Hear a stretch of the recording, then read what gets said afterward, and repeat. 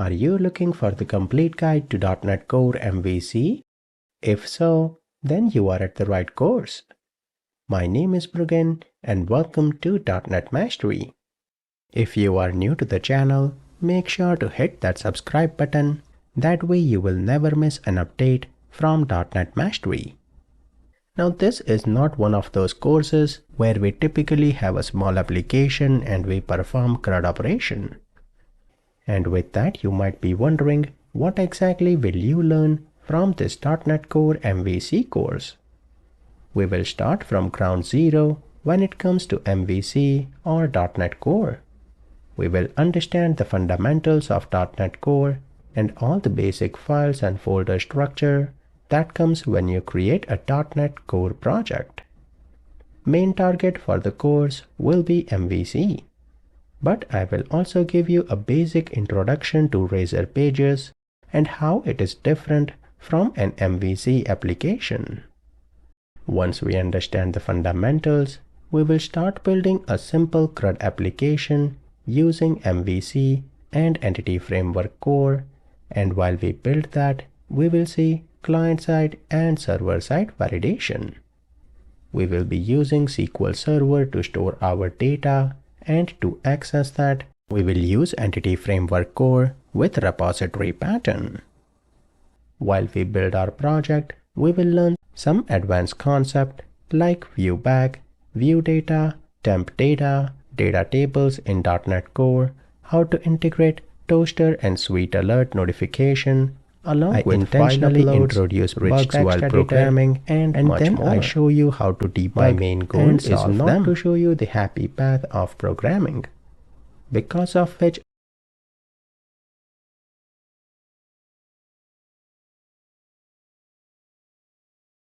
that will give you a real-world exposure to the common error messages and how do you debug and fix them.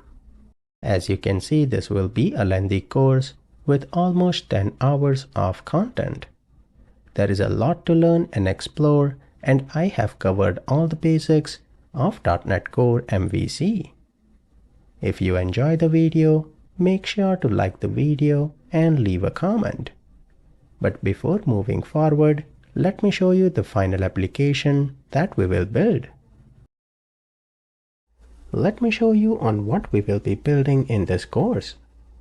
We will be building a fancy application where we will display all the books for sale.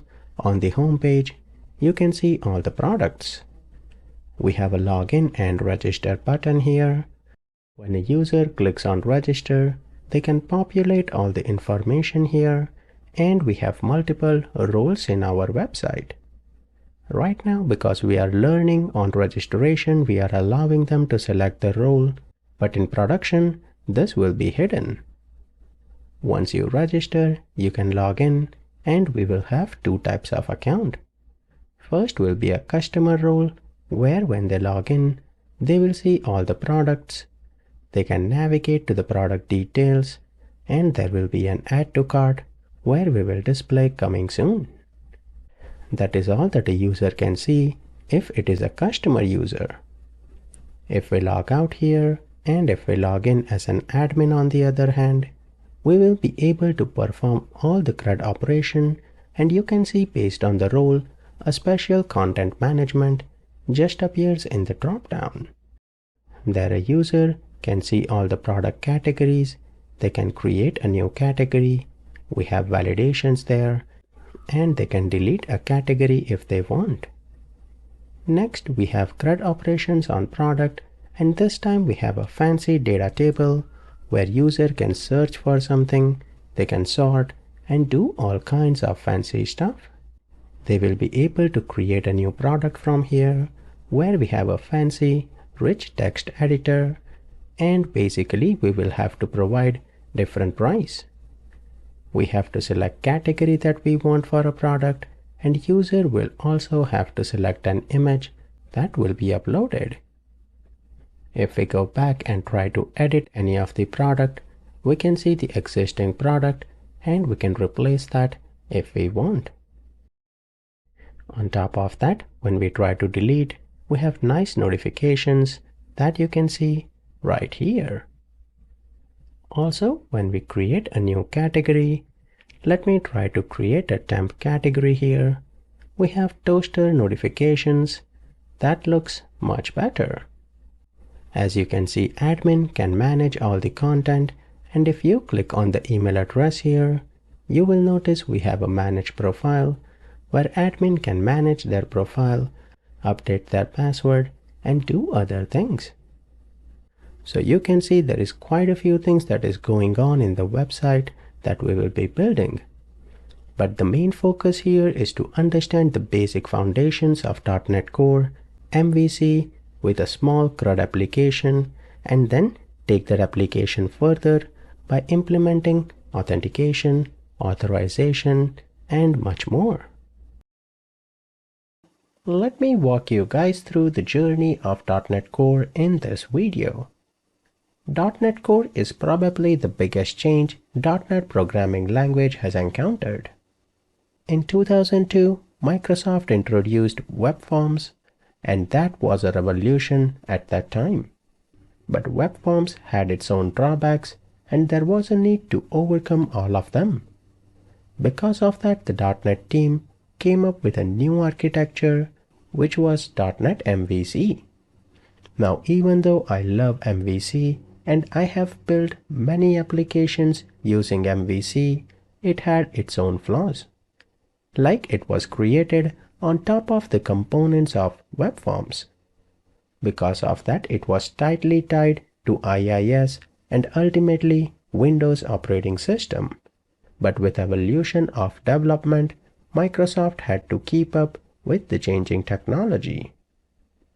As a result of that, in June of 2016, Microsoft released ASP.NET Core, and it was the first version of .NET that was built on top of this new .NET Core framework. This .NET Core platform has been completely rewritten, and it is a cross-platform version. Because of that, it is not tied to Windows operating system. Now, since .NET Core was rewritten, it was written with cloud architecture in mind, and because of that, it is extremely robust. Then in August of 2018, Microsoft released the next version of .NET Core, which is .NET Core 2.0, and after that the team has been very active in releasing new versions of .NET Core. Lately they have finalized that in November each year they will release the new version with new features. So in November 2022, .NET Core 7 was released, and .NET Core 8 will be released in November of 2023. Now, even though the final version of .NET 8 will be released in 2023, we can use the preview version of .NET 8 using Visual Studio Preview. So the preview version is out there, and that is what we will be using in this course. That is a small overview of the .NET framework and its evolution. Now that being said, why should you even learn .NET Core, and what are the advantages that .NET Core brings to the table when you compare the classic .NET language? The list is quite extensive. First one is that .NET Core is fast and open source. If you compare that with traditional .NET applications, there have been quite a few benchmarks, and .NET Core is very fast when you compare that to web forms or even .NET MVC. Then .NET Core is cross-platform. The classic .NET was tied to IIS and Windows, but since .NET Core is rewritten, it has removed that dependency with .NET Core. And with .NET Core, we have a built-in dependency injection. Dependency injection is super great when you will move along with the course, and by the time you finish the course, if you work with .NET Core, you cannot imagine yourself going back to the code where there is no dependency injection. It saves a lot of time, and it is extremely efficient in managing all the dependencies. With any programming language, it is critical that new updates or new versions that are released, they should be easily upgradable. And that is one of the great features with .NET Core. The updates have typically been very smooth. and because of that you can always keep up with the new version. .NET Core is also cloud friendly. As we move along with the development, more and more companies are leaning heavily towards cloud development, and .NET Core has been built with cloud architecture in mind. So that is why it is very flexible when we have to integrate .NET Core with the cloud technologies. Lastly, when it comes to performance, .NET Core exceeds all the previous version, and even the new versions that are released in .NET Core, they supersede the previous version. Microsoft has invested a lot in .NET Core. That gives us a clear idea that Microsoft has a long-term plan with this technology. So with that brief overview, let me continue from the next video. When you will be working with the course, you will require some project resources. I have added all of the project resources in one place, which is .NETmastery.com. So there, if you navigate to courses, go to the course detail here, we have few things right here. First, I have a live preview of the final project that you will be building if you want to navigate. Next, I have GitHub code. Well, let me go back and open that in a new tab here. And there, if you notice, I have all of the commit based on the lecture name. So we have section and then the lecture name. If you go there, you can exactly see in that lecture what was modified. So if something does not work for you, you can go here and look at that exact commit to make sure that you do not have anything else. That is a great resource. Then we have course content. Make sure to download that and let me open that file. Once you open that, you will see two folders inside there. If you are taking the old course in .NET 6, there are all the resources based on the old course. But if you are taking the .NET 8 course, there are all the project resources where we have all the images that are being used. We have code snippets for lecture, and I have the final PowerPoint which you can use in your project. So make sure to download all the project resource before you move forward in the next video. Before we move forward, let me walk you through on what are my expectations before you take the course. This course has very few prerequisites. As you know, we will be learning ASP.NET Core MVC in this course. Because of that, you must have a basic understanding of the C# programming language. If you have worked with the traditional .NET applications, that is completely okay. As long as you understand the basic foundations of C#, you should be good with the course. On top of that, we will be using SQL Server for our database. So you should have some experience in writing queries for SQL Server. I do not want any fancy experience like functions and anything complex, but basic SQL like select statement, delete statements, and those basic SQL syntax, you should be familiar with them. As long as you have these two basic foundations, you will not face any issue in the course. I will be starting from ground zero when it comes to explaining .NET Core, MVC, and how everything comes together. With that, let me continue from the next video. Now, when we are programming, we will require some tools. These are the three tools that you will need for this course. First, you will have to install .NET 7 or .NET 8. When you are taking this course, if .NET 8 or latest version of .NET, if that is in preview, then make sure to download the preview version and follow along. You will require Visual Studio 2022 if you are using .NET 7 because .NET 8 is in preview right now. But if you download .NET 8, then you can download Visual Studio 2022 preview, and with that, we will be able to use .NET 8. Finally, for the database, we will require SQL Server and SQL Server Management Studio. So basically, you can follow along with this course using .NET 7 or .NET 8.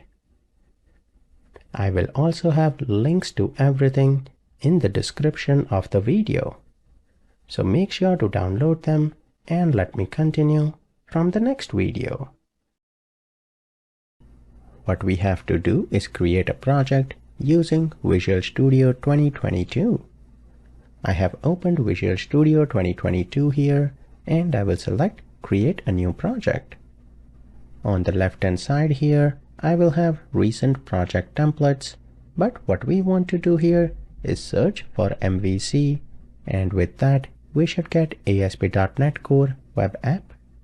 Now the project we want to work on is MVC application, so make sure to select the one with model, view and controller.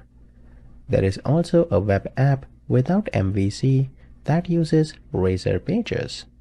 We do not want that. We will give our project a name of Bulky Web, location wherever you want to save it, and then we need a solution name. Now solution name, I will keep that as Bulky because in there we will have multiple projects. With that configured, let me hit the next button. The framework that we want to use is .NET 8. We will select that. Authentication type, we will be adding authentication later on, but right now we want to keep things super simple and then we will add on to our project. So right now we will keep that as none. Configure for HTTPS, that looks good, and we will not check the do not use top level statements. It is just adding the using statements at the top and it is not that important. That is why we can just ignore that and hit the create button. With the click of that button, the magic happens and your project is created. I will explore all the files and folders that are being created by default, but before that, let me add this to source control. I have already signed in to my Git repo, so that is coming along. Repository name, let me call that bulky_MVC. I will make that a private repository for now, but once the course is launched, I will convert that to be a public repository. With that configured, let me hit create and push button. And perfect, we have two outgoing changes. Let me push them. Perfect, so we have created our project and we have committed our code to the Git repo. Our project is created here. Let me walk you through all the files that we see right here one by one. But before I even do anything with that, let me run the application by clicking the HTTPS here, and that will build the project and open that in the browser. Perfect. By default, we have a simple application. Let me zoom in here, and we have two things in the header here, homepage where we see welcome here, and we have a privacy page where it displays a different page. So one thing you can see right out of the box, we have a header here, we have a footer, we have a body here, and we have navigation that is already configured by the default .NET project. That is great news. But before we take a look at any other files, the main file that I want to show you is the project file itself. To examine the project file, you have to right-click on the project. Now here there are two things. One is a project which is Bulky Web, and then one is a solution which is Bulky. A solution can have multiple projects in .NET. Right now we only have one project which is Bulky Web. When we examine the project file, it belongs to a project, so we will right-click on Bulky Web, which is our project, and there we have something called as Edit Project File. Perfect. When I open that, you can see it is pretty simple right now. In the older versions of .NET Core, this was more complicated, but they are simplifying this with the newer version. Inside Property Group, we have something called as Target Framework, which says that we are using .NET 8.0, which is the .NET 8 framework. Then we have something called as nullable, and that is enabled. Now what exactly this nullable will do, I will cover that in the later videos because it is too early to go into those details. And next we have implicit using statements. If you are coming from any front-end library or any other frameworks, you should be familiar with some import statements that you write to import other libraries. Now because implicit using is enabled here, the default using or import statements from the .NET libraries, we will not have to write all of that. It will automatically be included with our project. If you disable that, then basically you will have to explicitly add import statements, nothing more complicated. But it is a convenience to have implicit using enabled, and that is the setting we will keep as well. Project file basically has all the project properties which are set by .NET right here, and on top of that, when you add some of the NuGet packages or npm packages, then you have to add them in the project file. Now when we add NuGet package, I will show you how the project file here gets updated in the upcoming videos. But right now, when we have the project file, we have the .NET Target framework that is really important, and we have Nullable, which has been introduced from .NET 6. I will explain that in later videos as well, and we have implicit using. Nothing that fancy right now, but when we add more things to our project, I will show you how the project file gets updated. With that brief overview, let me continue from the next video. After the project file, we have something called as connected services, but that is empty. We will ignore that. Next, we have the dependencies. When we build a .NET application, we always or most likely will be having more packages that will be added for more functionalities. Like if we have to access database, if we want some payment integration, we will be adding more packages. Right now in our dependencies, we do not have any package. Now when we have multiple projects, we might also add project as a dependency. So when we do that, this dependencies will automatically reflect that. And we will do that in future videos, so do not worry. Dependencies basically mean that this project is dependent on some packages or some other project. But we do not have any dependencies on NuGet package or any other project right now. Then we have a properties folder, and there we have launchsettings.json.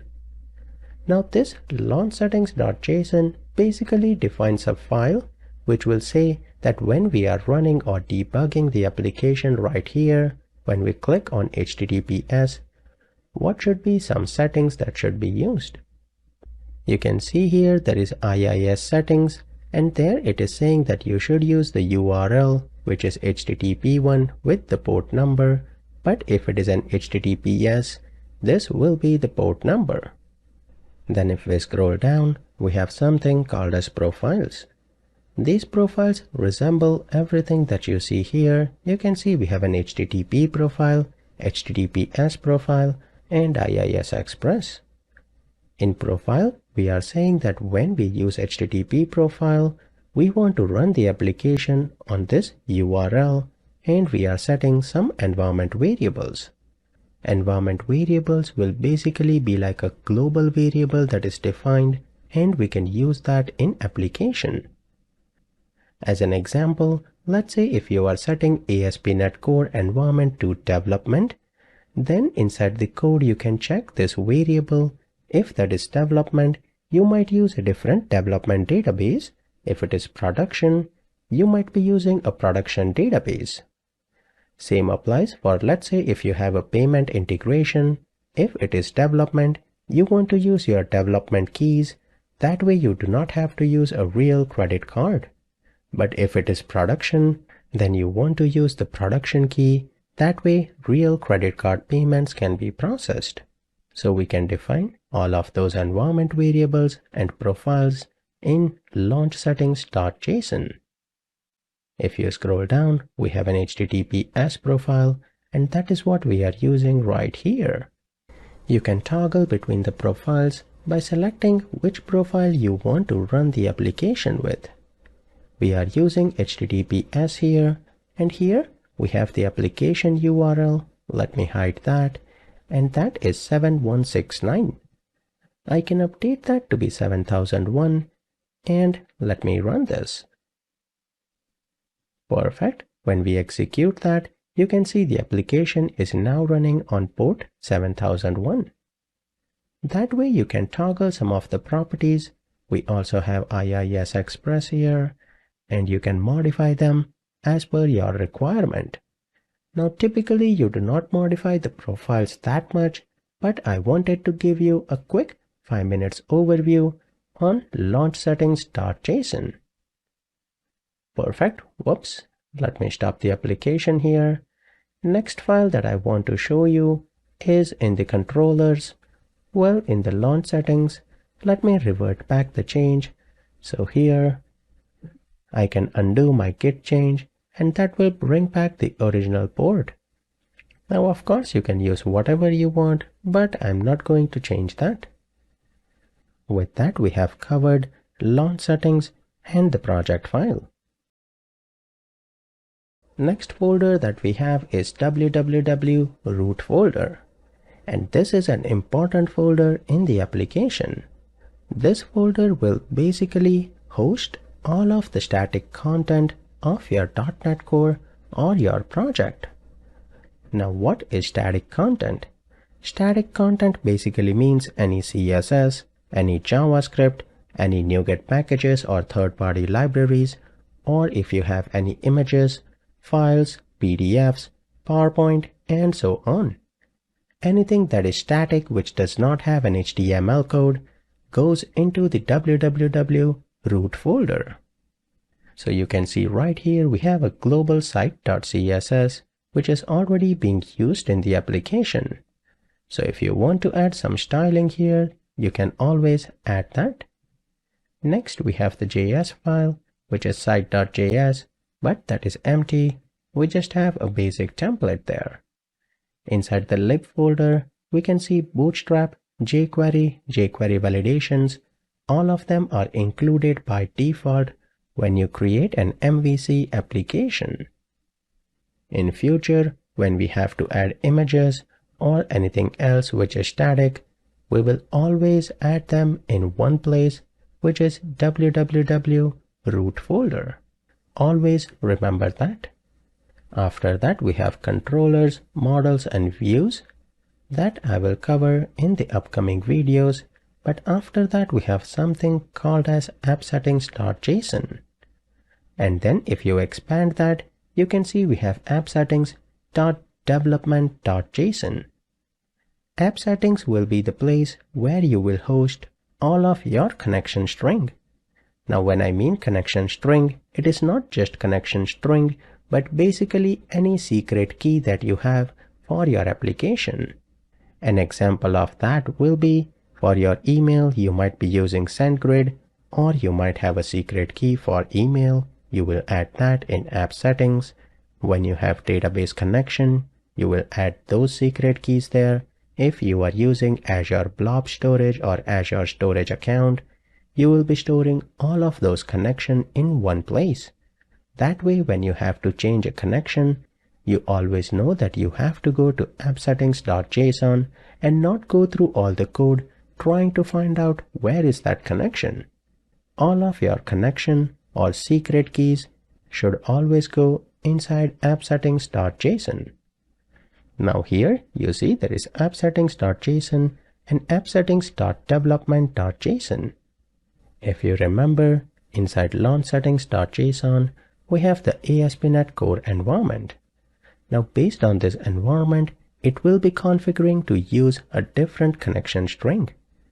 Like let's say in production, you will have an environment variable with the name of production. Then inside appsettings.json, well, in the project here, let me add and show you that new file. We will be adding a new item, and we will search for JSON file. We have the app settings file. I will call that appsettings.production.json. We save that here, and what will happen with .NET Core is it will dynamically use that connection.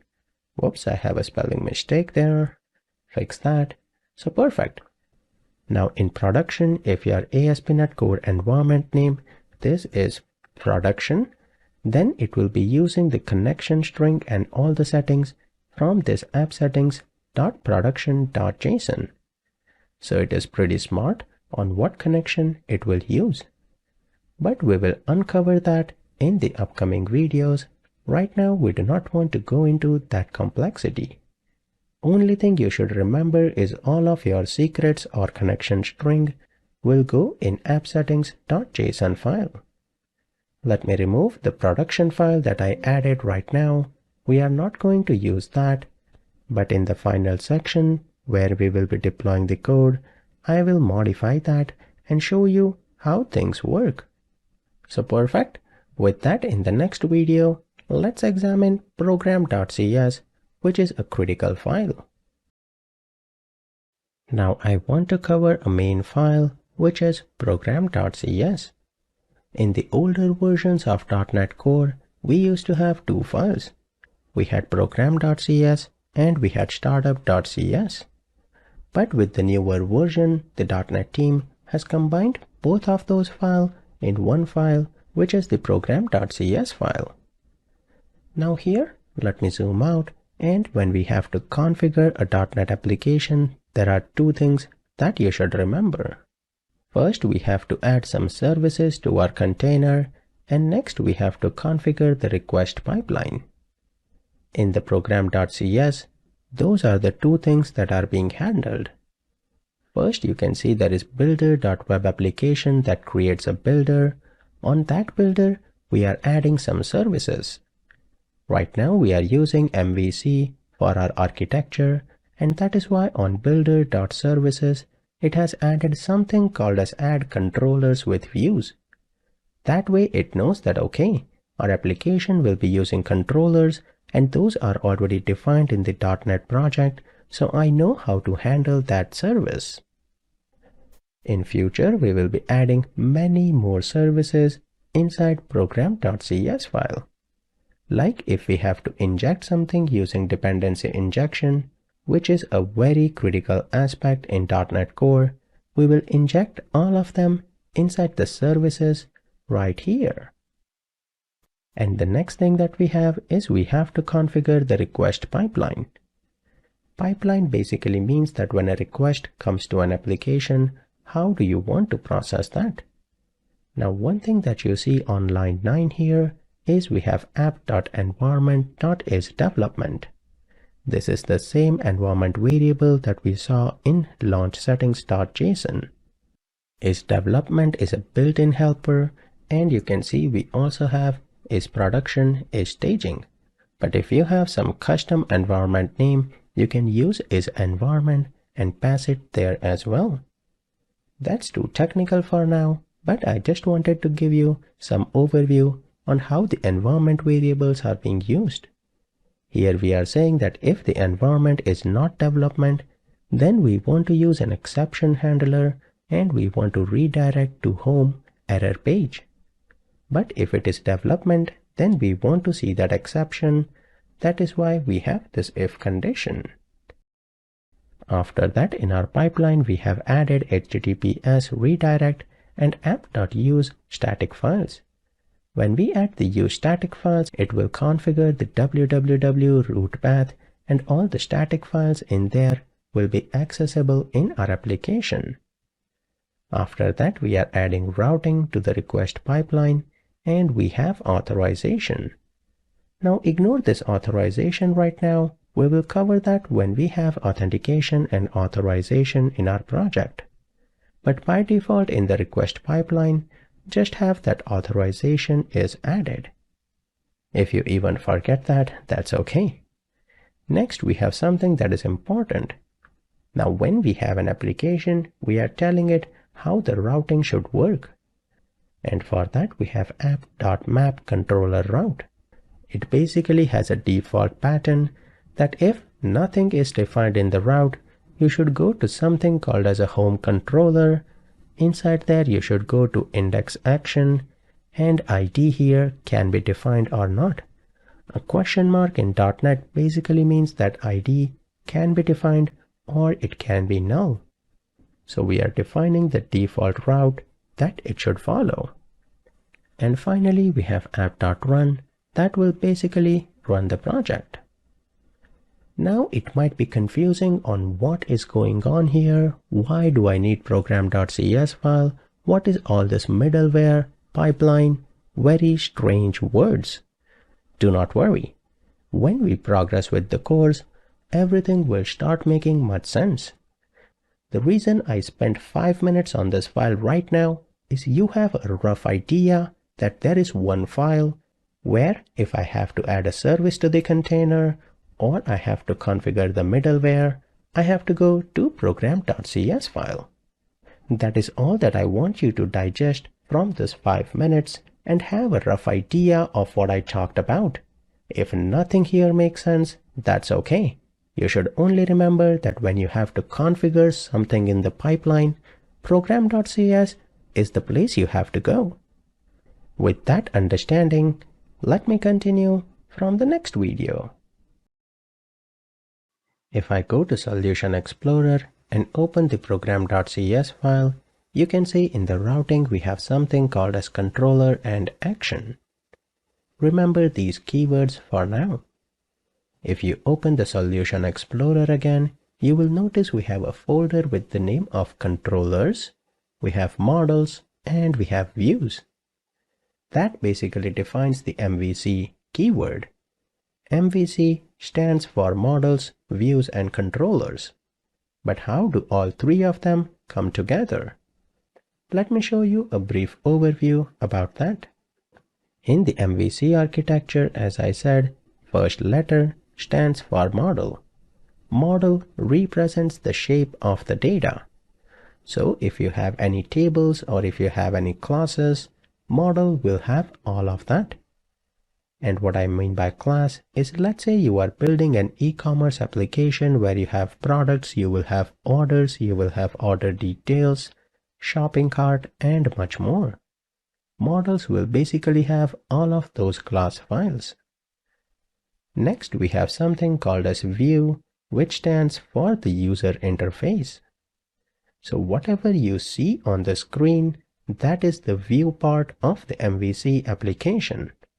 So model represents the data, and what you see on the screen is the user interface, like if you have a form or if you have a fancy chart that you see on the browser, all of that is represented by the view. View will control the HTML element of your web project. Now you have the view where you have the fancy HTML that you see on the screen.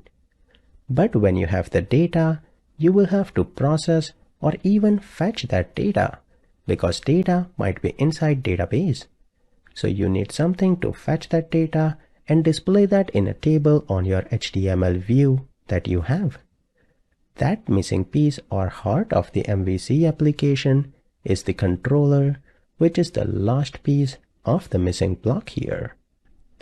Controller will basically handle the user request, and it will act as an interface between model and view. What happens is when a user clicks on one of the button or opens the website, the request will first go to the controller. Controller will then determine what model it has to fetch. It will retrieve all the data that is needed using the models, and then it will pass all the data that is required to be displayed to the view component. What view will do is it will add all the data in its HTML formatting and pass that data back to the controller, and then controller will send that response back, and the data or website will be displayed on your screen. So one thing that you should always remember is, in an MVC architecture, controller is heart of your application. And it might sound like I'm repeating this over and over again, but MVC architecture can be tricky to understand if you are getting started. So let's walk through that again. When a user opens a website, it goes to a controller. Controller will then fetch data from the models or wherever it has to do, process that data, like there might be some conversion or anything that it has to do. And once the data is in good shape, it will pass that data to the view. On that static HTML, it will add the data that controller has passed. Like in view, we might have defined that there is a table, but what data that table needs, we will pass that from controller to the view. Then view will add that data in the HTML, and final content, it will return back to the controller, which will ultimately be passed on to the user screen, and user can see the complete website. This, my friends, is the basic architecture of an MVC application. Now, a controller can have many action methods. Action method basically define the endpoints in a controller, and we will uncover that in the next video. But there is something called as action methods there as well. If I go back to the website here, you can see where we have the default route. We are saying that if nothing is defined, you should go to the home controller, and there you have index action and something called as ID. Let's ignore that. Right now, you know the basic MVC architecture, and let's cover this routing in the next video. Now we want to understand routing in an MVC application. Routing basically defines that in the URL, when you type something, where it should send that request to. We have configured a default route here, but when it comes to an MVC application, we have a certain pattern. And before I show you that in the application, let me walk you through a presentation here to give you a rough idea. You can see the URL pattern for routing is considered after the domain name. Localhost and port number is the domain name. This localhost can be google.com, can be .netmastery.com, or whatever you want. When we have to consider routing, we remove that piece, and anything after that is considered the routing pattern. In an MVC application, the typical route that we have is a controller and then action. Those are the two words that you should always remember and write it down. There is a controller, and inside controller, there are action methods. Let me show you that with an example here. In this first URL you see, we have the domain name, which is localhost, and then we have something called as /category /index, and then a number 3. So the first thing that you see after the domain is the controller name, and next thing with a / will be an action name. After that, if there is anything there, that will be the ID. ID is an optional field that we already saw right here. You can see that is question mark. So if we go back, what is the first thing after the domain name? That is the category. After that we have index, and then if there is anything present, that will be populated in the ID.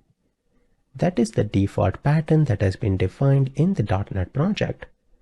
Now of course we can modify some things here, and we will do that in the later videos, but this is the default pattern. We have controllers, and inside there we have action. Based on that, I have an example here, and I want you to find out that based on the URL, what will be the category and what will be the action, and if there is an ID or not. The first example here, category is the controller and index is the action. We do not have any ID, so ID will be null. After that, we only have something called as category. If there is no action defined, then by default the action will be index action.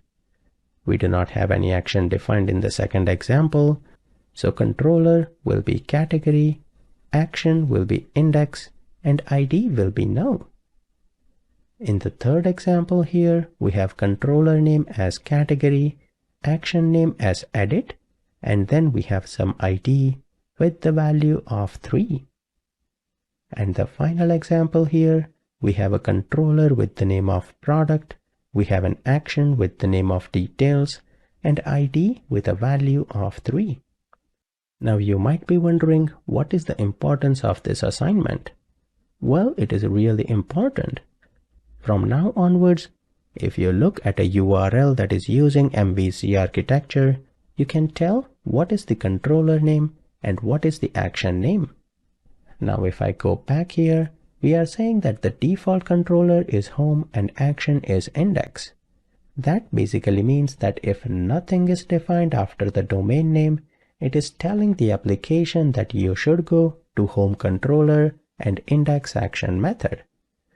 That is the default route that .NET team has configured in program.cs.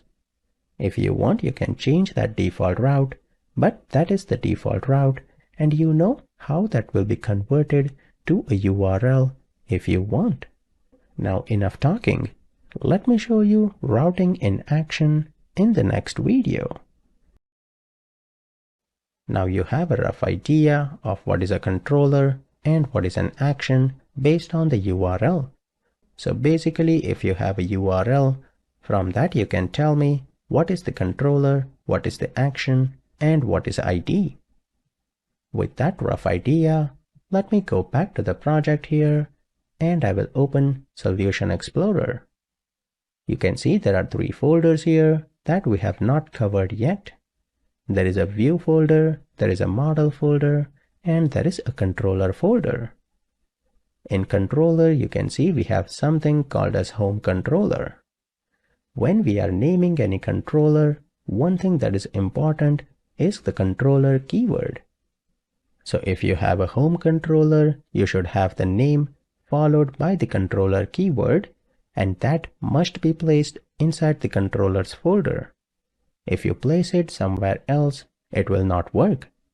These are the rules that are defined for the MVC architecture. So in controllers, we have home controller. In models, we just have one model, which is error view model. It is a basic class file and it has 2 properties, nothing fancy, and we don't want to go into those details right now. Another thing that I want to point out is when a request comes to controller, it is not always required that a model is needed. Sometimes it can render a view which can be a static view and no model is needed in that case. But I want you to keep that in mind, that model is not always needed. Perfect. So now we have a home controller here and all the views related to that controller will be placed inside the views folder with the exact same name as controller. And this will be home and not home controller. Controller is a keyword here, so actual name of the controller is home, and that will be the name of folder inside views folder. That is the architecture for MVC.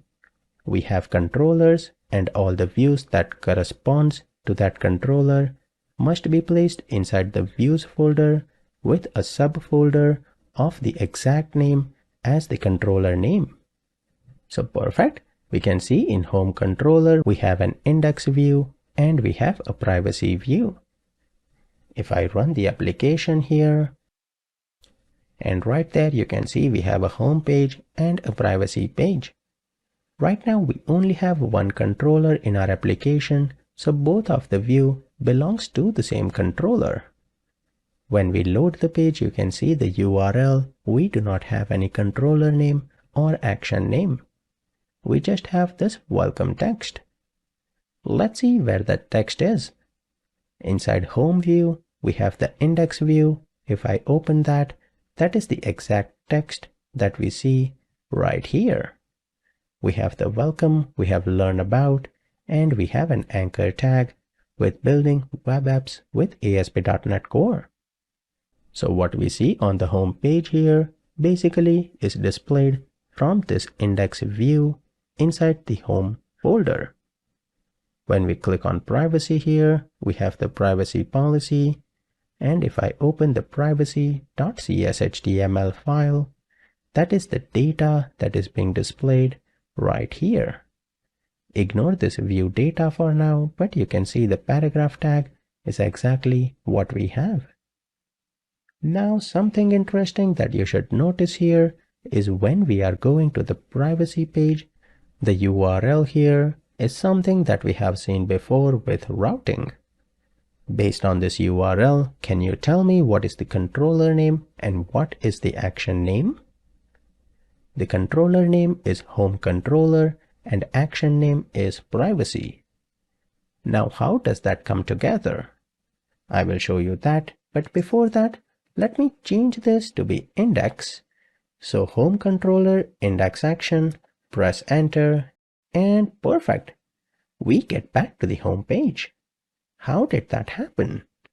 When we click on home page, it does not define anything in the route, and that is because the default route that we have here, we are saying that if nothing is defined, go to home controller and index action. So that means that even if you define home controller and index action, it will take you to basically the same page. So I hope you can see how things are coming together. But the main question, how does it know where it has to load this particular view that we see? Let me show that. We have home controller and index action. For that, let me go to the home controller here, and we have few things right here. You can see there is something here, but ignore that. What I want to show you is in home controller, what we have down here, these are called the action method.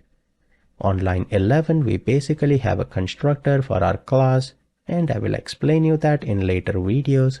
But other than that, we have 3 action methods here, and they are returning something called as iActionResult. I was telling you before that there are 2 things, controller and action. What we have defined in the URL, we are telling go to the home controller and get the index action. So at that point, it will go to the home controller and it will execute this index action. In index action, we do not have any code. We are only saying return view. What does this mean? Well, it basically says that we have to return some view inside the views folder. But what view does it have to return? And that is where the naming that we have given to folder comes into picture. If we have not defined a name inside this round bracket, it will use the same name as the action name. So it will return an index view. But where will it get that view from? It will get that view from the home controller, so it will go to the home folder inside views, and there it will get the index.cs HTML. And if we type home/privacy, it will execute the privacy action method, and the view that it will return will be the privacy view because that is the name of the action method. Now ignore the error action method that we have here, but you can see how index and privacy are executed. Now with Visual Studio, we have great debugging functionality. For that, what you have to do is right here, when you hover, you can see a circle dot. If you click there, that means you have added a debugger. Let me add that in both the lines here, and if I go back here, and if I execute home, index and press enter, you can see the breakpoint is being hit here. That means that this statement is being executed right now. So that proves that it is going to the index action method. We will have to hit continue here, and then it will navigate or continue execution and bring back the website. When we click on privacy, it will go to the privacy action method, and we continue here, and perfect. So with that, I hope you have a rough idea of how routing works. But let me show you something before I end the video. When we are returning back to the view, actually, let me go to program here, and rather than home controller index action, let me set the default to home and privacy, and let me run that. Now when the application loads, we do not have any URL defined, so on the home page, it will invoke the privacy action method and that view will be returned. Perfect.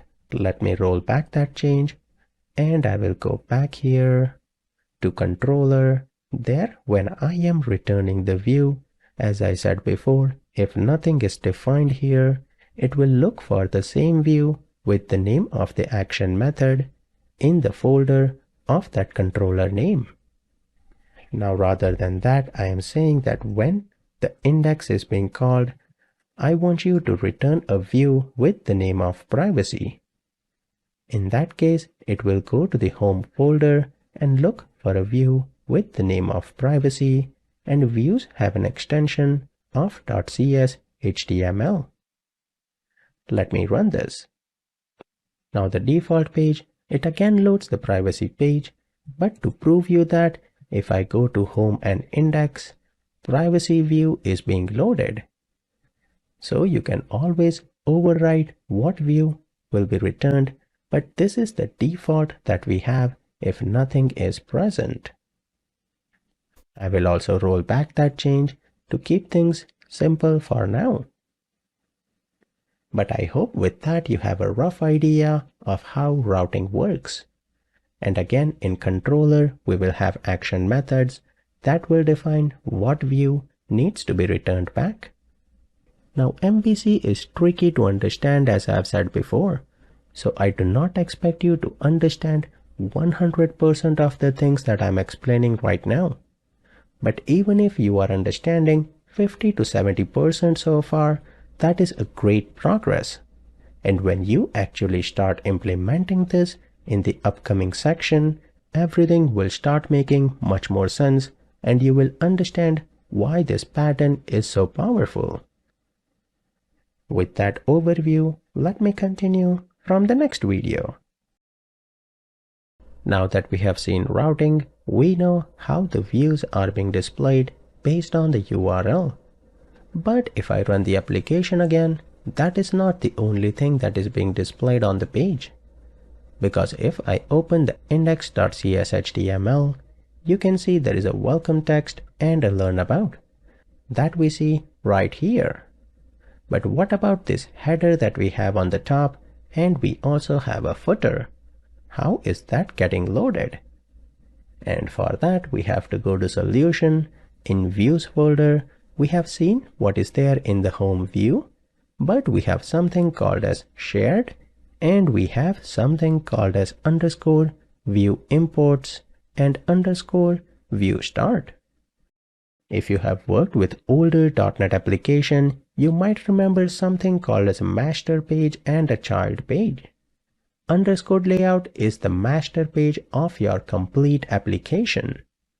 If I open underscore layout here, you can see we have doc type HTML, we have a head here with some styling, we have a body, and there we have the header. In header, you can see we have the home and privacy links here, and we scroll down, we have something called as render body. This render body is a built-in helper in the MVC, and that will display anything that we want in the body. Now what that body will be, that will be determined by what is returned from the controller. If we return the index view, it will display that view right here. After the render body, we have a footer here where we are displaying the bulky web. If we go back to the application, that is what we have right here. So underscore layout will be the master page of your application or the main page of your application. Always remember that. And in underscore layout, we will add all the JavaScript, all the CSS that we want to use globally in the application. With that, we have something in the anchor tags like ASP controller, ASP action. These are called tag helpers, but ignore them. When the time is right, I will explain you why we need them. Right now, underscore layout is the master page of your application, and whatever view we return from the controller, that will be displayed in the render body content of underscore layout. After After that, let's go back and we have something called as validation scripts partial. There we have basically included to JavaScript. Now when we progress with the course, we want to add client-side validation, and for that we will be using this JavaScript.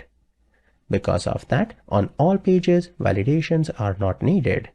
So what the .NET team has done is it has added some of the basic JavaScript here, and then on the pages where validations are needed, it has separated that out in a different file, and we can use them in our file only if needed. We will see that in action down the road, but here we have something called as validation script partial. Now one thing that you notice here is in validation scripts partial we have an underscore.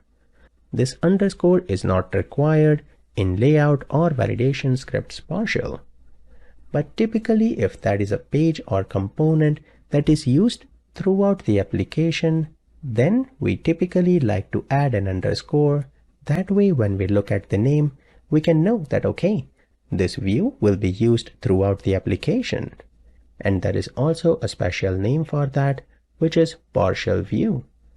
Partial view basically means that they cannot be displayed on the page by itself. They will be incorporated as a part of some main view. But that is a little too technical or little too early for now. But just keep that terminology in mind that there is something called as view and there are partial views. By the name, partial views are basically the views that you do not use by themselves. They will be consumed inside the main view. Then next we have a view for error.cshtml. This is the view where we display the error message if anything is encountered, and we can ignore that for now. Now one main question that I had when I was learning MVC was how does the application know that this underscore layout is the master page of the application? That is simple. We define that inside the file which is viewstart.cshtml. There we are telling that the layout of the application is underscore layout. If I change this to be layout here, let me stop that and run it, things will not work. We have an exception here, the layout cannot be located. And you can see where it is actually looking for the layout.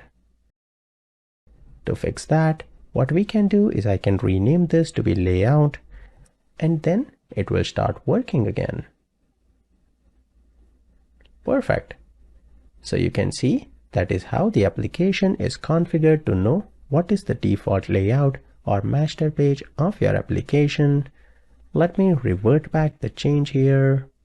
I will keep it underscore layout. That is the name you should be familiar with and not layout. Perfect. Let me run the application and it should work the same. Great. So view start will define what is the master page or what is layout of your web application. Then we also have something called as view imports. Here we have defined bulky web and bulky web.models. We have added using statements here. If you are working with .NET, you know the using statements are used rather than typing that every time. If not, do not worry, when the time comes I will show you why using statements are needed. But on top of that, it has added something called as tag helpers. That also we will cover in upcoming videos, but view import, you can think about that as a global import file. Rather than importing or writing the using statement in all file, you can add that here and that will automatically be available in all the views. Now again, the view import or the using statements that we have added here will only be available in the views and not in controllers or models. When the time is right in the future videos, I will show you the importance of view imports, and we will also be adding more imports in the file. Let me close all the tabs here, and with that I believe we have covered all the files in the views. We have a model, controller, and perfect. Now with the overview that we have covered with all the files and folder, it is the perfect time to get our hands dirty from the next video. Now there is one teeny tiny thing that I want to tell you right now. When we go to controller, we have a controller and we have an action method there. It is returning something called as a view. If you are coming here from traditional .NET or some other programming language, you will be smacking your head. What is this view? What is this action result? Why is this return type?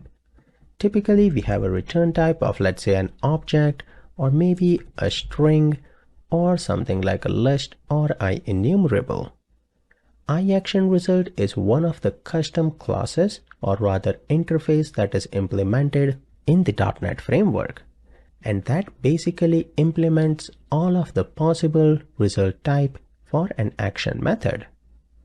So even if things are looking like it's magic right now, it is not, and when you progress with the course, you will see how everything comes together.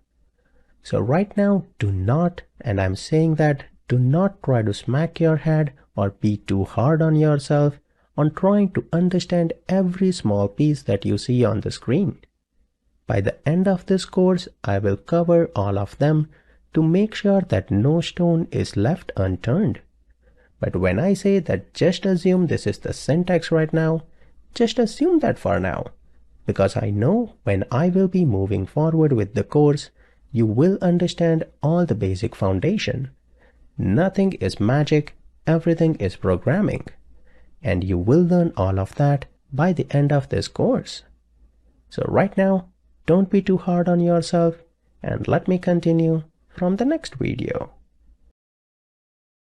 When we are working with any website, typically we have a database, and inside there we have multiple tables, and based on that table, we perform some operation and display some data. Before we get into all the complexities here, when we are working with Entity Framework Core and MVC application, we do not create tables directly in the database. Rather, we create a model in our project and we tell Entity Framework that, hey, based on the model that I have created here, I want you to figure out and create table inside database and do that automatically. Now that might seem magical right now, but it is the power of Entity Framework Core that will allow us to do all of that. Before we do anything like that in our models, we have to create a model. So in the bulky web here, we have the models folder, right click there, and we will add a new class. Now it does not have to be inside the models folder. There are no rules about that. It is one of those things that models, we typically add them in the models folder. You can rename that folder if you want, but I wanted to point out that models is not something that is required. Like we have the controllers and views folder, those names cannot be updated. They have to be exactly the same name, but models you can change it if you want. The first model that I want to work on is the category model, so I will write category.cs and press the enter button. Perfect, it creates a class here, and inside this class of category, we will be creating multiple properties. Now all the properties that we will create in the category class, they will basically be all the columns that we want in category table. How that mapping works, do not worry right now. I can write prop here and press tab. It is a code snippet. We have to press tab twice and it automatically creates a property. I will call that as ID. I have defined ID as the integer property, and this will basically be the primary key of the table. Next thing, we have another property which will be string, and let me call that name, which will be the category name. And last property that I want right now is display order.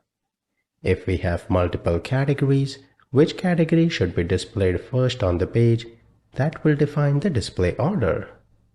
So perfect, we have created a category class here. In there we have added 3 properties. Next item that I want to focus on is I already said that ID will be the primary key of the table. But how can we explicitly define that in our model? For that we have to use something called as data annotation. Let me walk you through them in the next video. Now I have said before that ID in the category table will be the primary key. But how do we define, or rather say that this ID must be the primary key?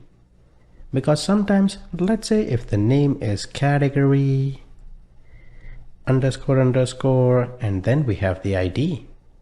If the variable name is something like this, then how can Entity Framework Core know that this particular property that you have will be the primary key of the table? For that we have something called as data annotation. So right here in square bracket, if I write key, you can see it is inside system.componentModel.dataAnnotation. When I press enter here, key data annotation is added here, and that way Entity Framework Core will know that this property will be the primary key for the category table. So that sounds good. But by default, if the name is purely ID, it will automatically, or rather Entity Framework Core will automatically think that this is the primary key, and because of that the key data annotation will not be required. Also, if the name is exactly same like the model that we have, which is category followed by an ID like this, then also it will automatically treat that particular property as the primary key. But with all of that defined, if you explicitly define the key data annotation, that way looking at the key data annotation you can tell that ID is the primary key for category table. Along with that we also have another data annotation which is required. Once you add required to any of the property here, when SQL script will be generated to create this particular table in database, you will see that string will have a not null setting. That is why we have the required data annotation. Now there are more data annotations, but we will uncover them as we proceed with the course. Right now we have talked so much about creating database, creating models, having tables and adding multiple columns in there. How do we define a primary key in that table? But how do we actually create the table? For that we have to define connection string in our project to the SQL Server, and we have to configure our application to use Entity Framework Core and SQL Server. That configuration is a little bit lengthy, so stick with me and we will continue on that from the next video. We have the connection string in appsettings.json file. What we want to do next is basically create database in SQL Server. But the database that we want to create using code that we have in the application using Entity Framework Core. Entity Framework Core is the framework that will let us do all the things related to database directly from the code right here. Now back in the old days of .NET 2.2, Entity Framework Core was already included in the main package of .NET application. But as the .NET framework has enhanced, the basic application comes with the packages that are needed, and everything else have to be added manually to the project. In order to add a NuGet package to our project, we will go to Bulky Web here, right click, and we will select Manage NuGet Packages. The first package that we need is Microsoft.Entity Framework Core. It is already supported based on IntelliSense, but if not, you can search that as well. Now the version that you see here is 7.0.3, but we are using the .NET 8 in preview, so we have to enable this checkbox include pre-release.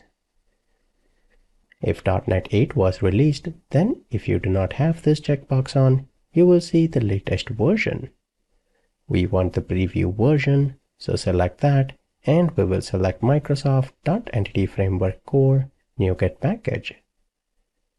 Let me install that package here, accept the license, and perfect, that looks good.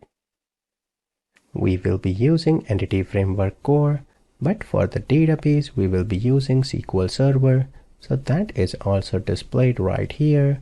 We need the package Microsoft.Entity Framework Core.SQL Server. We have the version here. Let me install that. One thing that I will always remind you is if you install one preview version or even with any .NET version, make sure all the Microsoft packages are of the same version. Like if you install Entity Framework Core with .NET 8 and then if you install other package with 7, things will not work. So make sure that every package that you install is of the same release. Let's say in middle of the course if Preview 2 or Preview 9 of .NET 8 is released, when you are installing here, you can always install the version that you want and you do not always have to install the latest one. So make sure to remember that. But after the two packages that we installed, we also have to install Microsoft.Entity Framework Core.Tools. This package will enable the commands that we will use for migration. Now what is migration? Do not panic. When the time is right, I will explain everything to you. But right now, make sure to install Microsoft.Entity Framework Core.Tools to the project. And perfect. Now we have installed 3 packages. If you go to the Installed tab here, you can see all of the packages. Again, if let's say new version is released, you can go to Update here and update all of the packages rather than updating a single package. But right now, everything looks good. Now because we add these packages inside the Manage NuGet package, they are also added in the project file. So if I click Edit here, you can see in the package reference, it has added all 3 packages right here. This is the actual location that is very important. Anytime you add a NuGet package, an entry will be added inside the project file of that project. And that way project knows which are all the packages that are being used and it will load all of them. With that, we have added the NuGet packages. Let me continue from the next video. In this video, we want to add connection string to our project.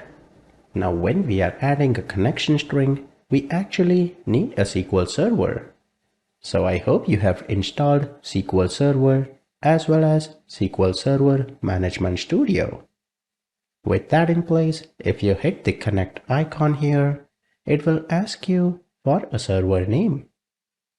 Now I have multiple servers that are installed on my local machine. If I type localhost and connect, I'm able to connect there.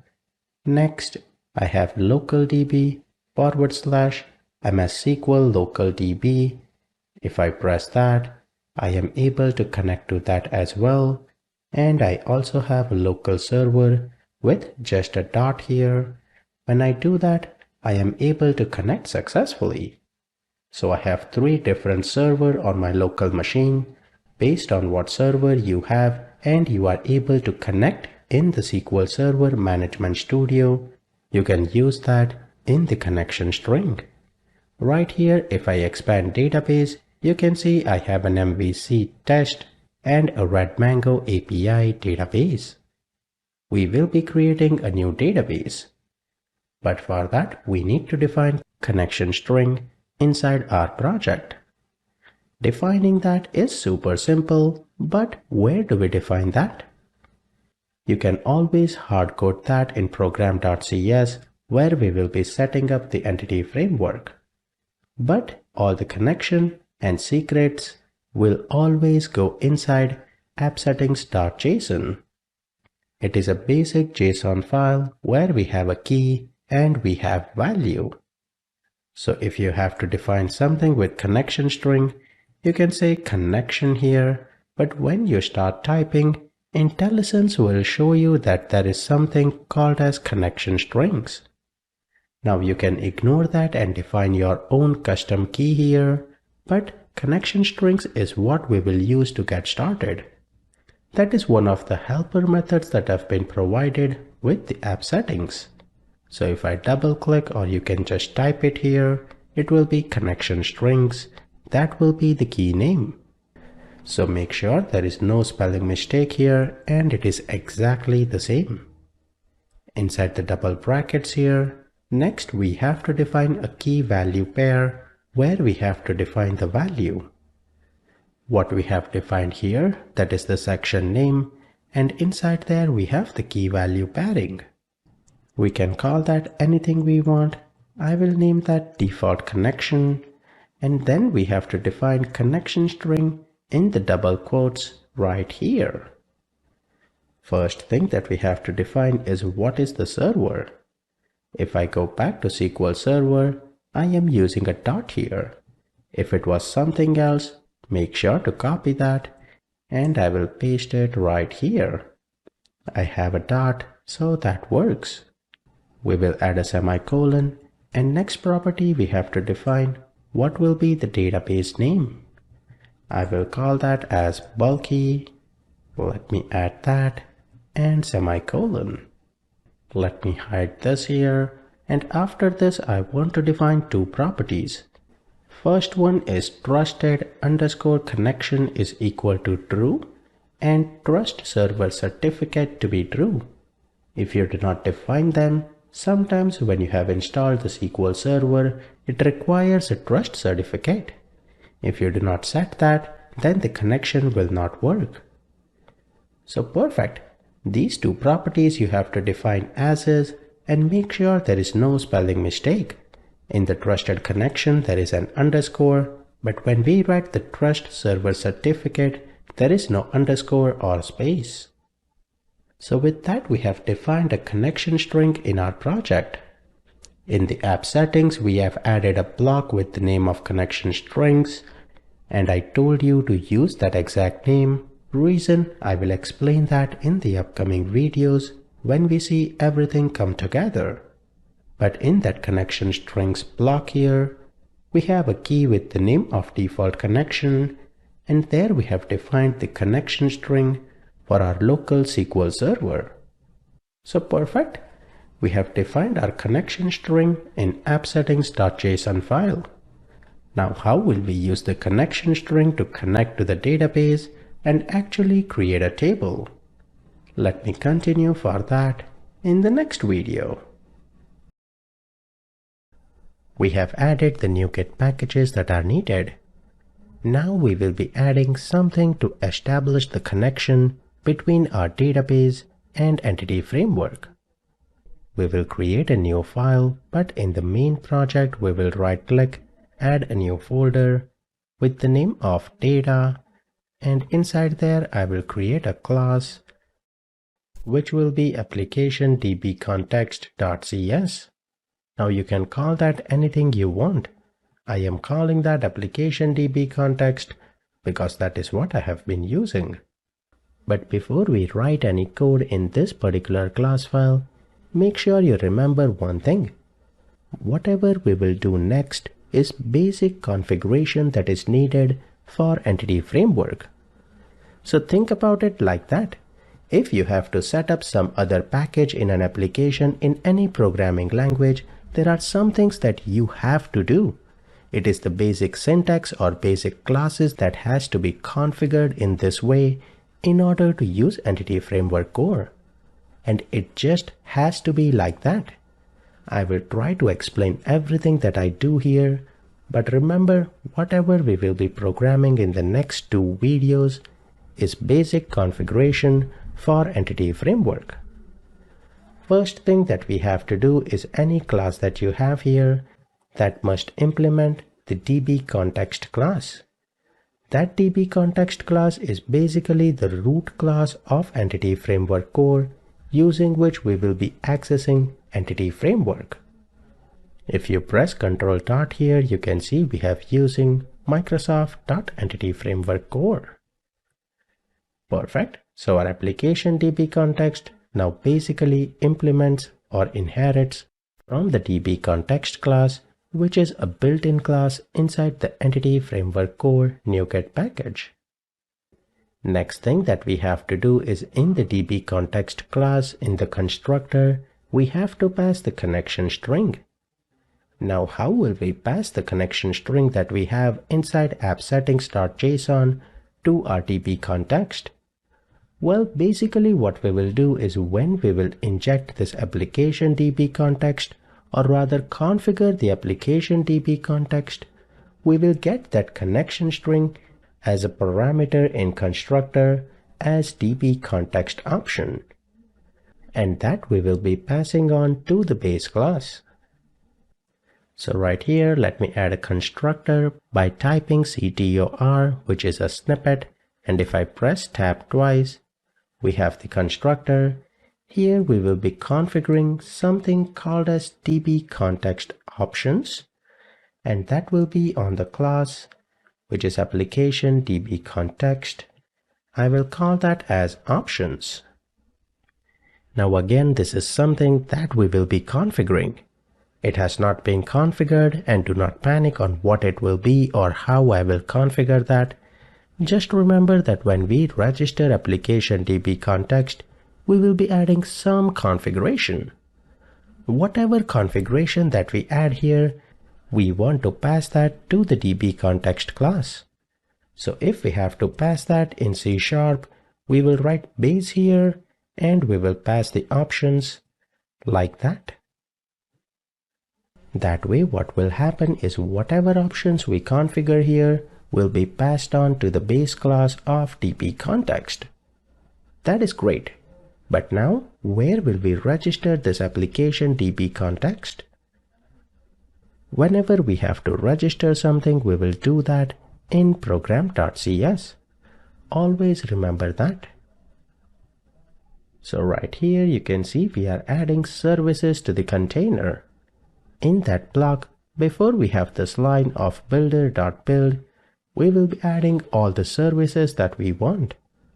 And what we want to add is we want to tell our application that, hey, we want to use Entity Framework Core. So for that, we will be adding builder.services, and there we have to add the DB context. This is the DB context that is there in Entity Framework Core. So when we say that we want to add DB context, we are basically telling that, hey, we want to add Entity Framework Core to the project. So where we have the add DB context here, we have to tell that which class has the implementation of DB context. We added that inside the application DB context right here.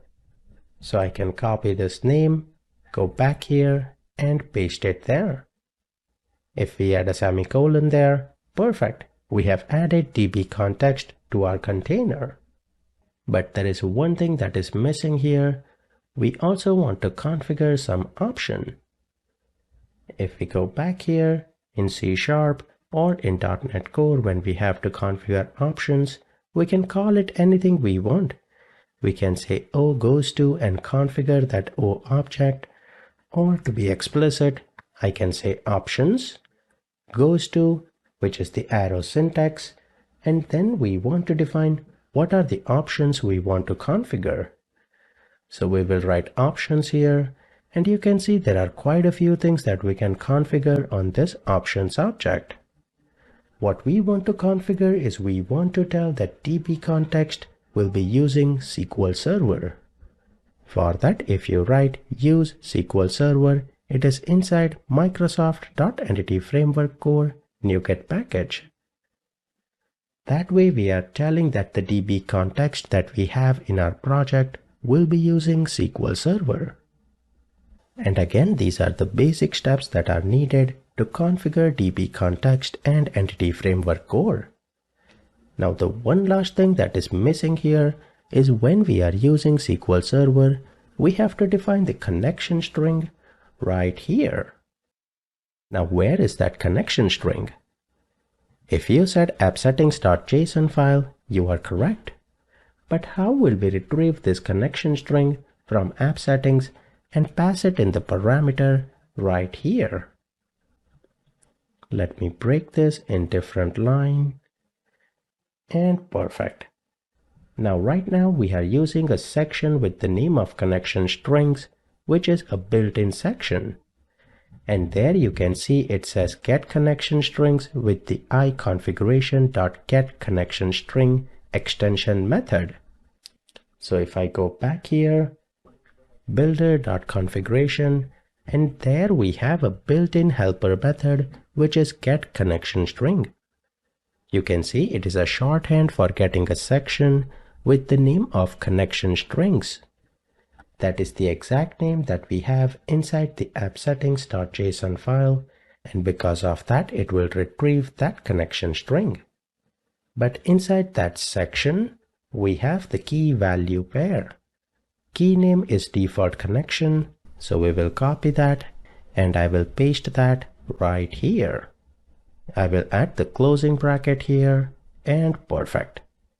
That way it will retrieve the connection string and pass it inside the use SQL server. Before we take a look at this and see how everything comes together, let me introduce an error here by saying default connection 1.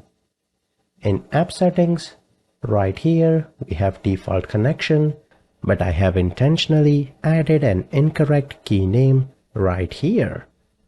With that configured, let me continue from the next video. Now that we have application DB context that is being configured in our project, how do we actually create a database? And I have said before, all the setup that is needed for Entity Framework Core is complete. So basically it was not that much. If you see, we had to add couple of lines in program.cs, and we basically had to create a class file that will implement the default DB context that comes in Entity Framework Core. That is all that we have to do, and Entity Framework Core is configured and ready to be consumed. But how will we use that? First thing that we will do is we will actually create a database based on the connection string. I want to create a database of name bulky. Let me switch back to SQL Server here and connect to my server, which is a dot here, and examine the database. We do not have it right here. Let me go back to Visual Studio and we will go to Tools, NuGet Package Manager. We have Package Manager console. Right here we have to write few commands to work with Entity Framework Core, and because of that, if you remember, we installed a NuGet package as well. Now when we change something, like if we add a model and if we want to create a table of that model, we have to do something called as add migration. But right now we do not want to do anything. We want to create the simple database that we have. And for that, all we have to do is write the command update database and press enter. When we press enter, you will notice we run into an error message. And perfect, it says the connection string property has not been initialized. And that is correct, because in program.cs, we have default connection 1. It should be default connection. That is what we have in appsettings.json. So with that configured, if I open Package Manager console and run that same command once again, it will display another error message. And perfect, this time it says keyword not supported, which is server. I have introduced an error message in connection string as well. That way, if something does not work, you know that either it is not able to read the connection or something in connection string is not valid. Rather than colon here, this will be equal to. If you save that, and then if you run it once again, now it will create the database successfully. Perfect, you can see done here, and it says something that no migrations were applied database is already up to date. What does it mean by that? Do not worry. Let me go back to SQL Server and refresh the database. We have a new database with the name of Bulky, and inside tables we will have one table. That table is dbo.ef migrations history. Now what is migrations history? What is migration? Do not worry right now. For this video, I want you to remember what we did. Based on the connection string that we have, we used the command update database to create a database. That is all that we did right now. Now the next task that we want to do is, if you examine Solution Explorer, we have the category model. I want to create a table for category, and that table will have these three columns. Let me show you how to do that in the next video. Now is the time to see some magic.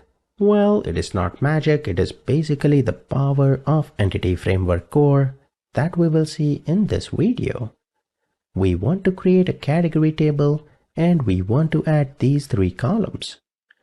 Before I do that, rather than ID here, let me call that category 21ID and remove the key data annotation that we added, because I want to show you an error message before we continue on with the video. Now I have said before, if you use key data annotation, that is how Entity Framework Core will know that this column will be the primary key of the table. But right now it is not defined, and the column name, if it was category ID, which is basically the model name followed by ID, or if it was only ID, then also it will automatically default that to be the primary key. But intentionally I am calling that category 21ID. With that configured, we want to create this table in our database. Now where is our database? If we have to find that in our files, where do you think it is?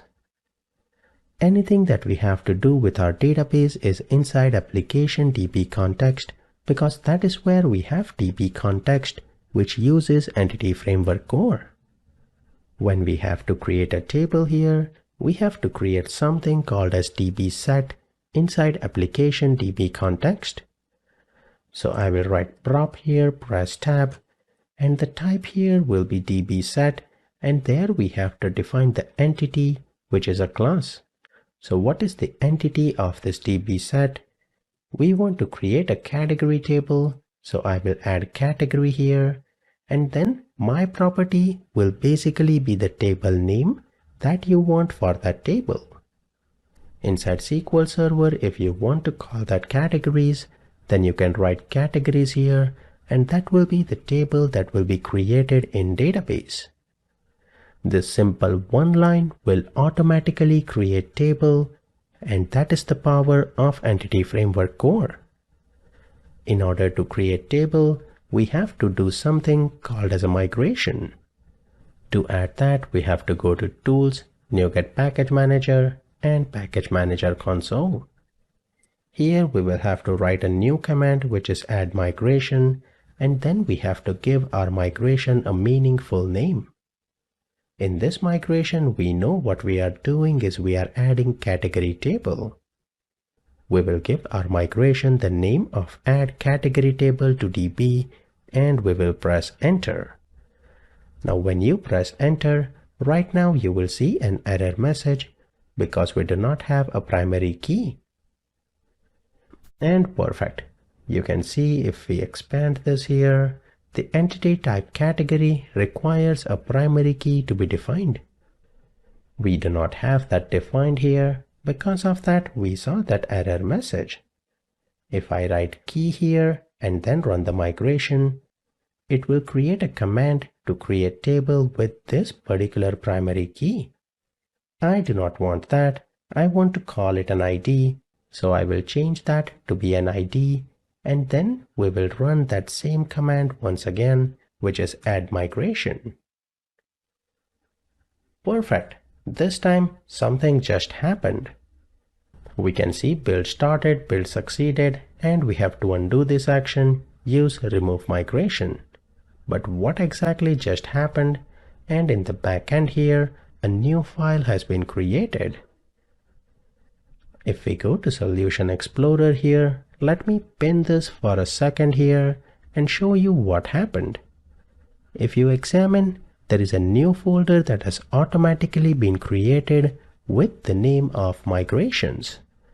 And there we have some random entity here, which is basically date timestamp, and then name of the migration, which is add category table to DB. That is the file that is open right here. Now what exactly is this file? Well, if you examine here, Entity Framework Core has written some code in its own language to create our category table. You can see there is something called as Migration Builder, and on there is a command create table. It is creating a table with the name of categories, and then in columns it is creating 3 columns: ID, name, and display order. In the constraints here we have something like table primary key will be the ID column that you can see right here. And another thing is we have something called as up and we have something called as down. So if everything is successful, we want to create this table, but if something does not go right, in the down method here it says drop the table that you were trying to create. So down is basically rolling back whatever we were doing inside the up function right here. Now again, you might be thinking that okay, we have something with Migration Builder, but how will this table be created? We do not have a SQL statement of create table, and we do not have anything to define the identity column. There is just something called as SQL Server.identity. That is where Entity Framework Core again comes to picture. Now that we have added the migration here, in the Package Manager console, if we run the command update database, what Entity Framework Core will do is it will check, hey, are there any migrations that have not been applied to the database? The answer will be yes, the new migration that we added has not been applied to the database yet, because if we go back to the database, we do not have that table. Now, even though this is related more on the Entity Framework side, I want to spend a couple of minutes to explain how it will figure out which migrations have not been applied. If you see in the table, it created EF Migrations History table. If I do select top 1000 here, I did the edit by mistake, but if I do select top 1000, that is empty. It means no migrations have been applied on the database. Because of that, when we apply the command update database here, it will check in that database that what was the last migration that was applied. Since nothing was applied, it will go to the migrations folder, and whatever migrations are there, it will apply that on the database.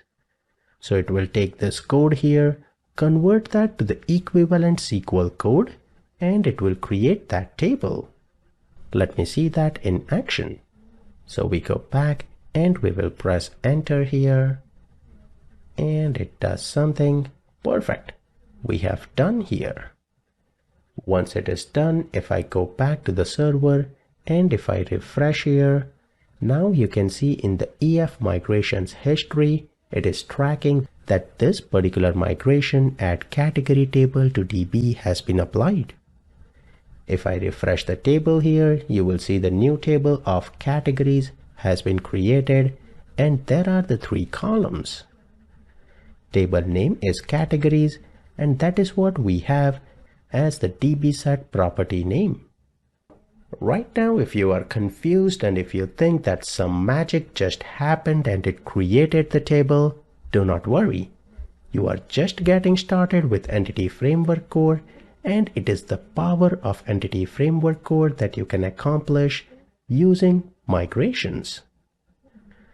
As we proceed with the course, you will see this in much more detail, and you will fall in love with migrations. That way you do not have to deal with writing the SQL commands or working directly with the database.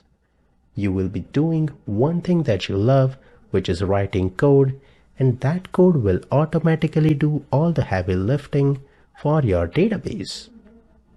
But before I end the video, let me summarize what we have to do when we have to create a table. We first have to create a model. Inside there we will have few properties. Next, in the application DB context, we have to create a DB set for that. Then in the package manager console, we have to add a migration. Once we add migration, then we have to run the command update database, and that will push the migrations to your database. And with that, we have created our categories table in our database. Let me continue from the next video. We want to perform CRUD operations on category.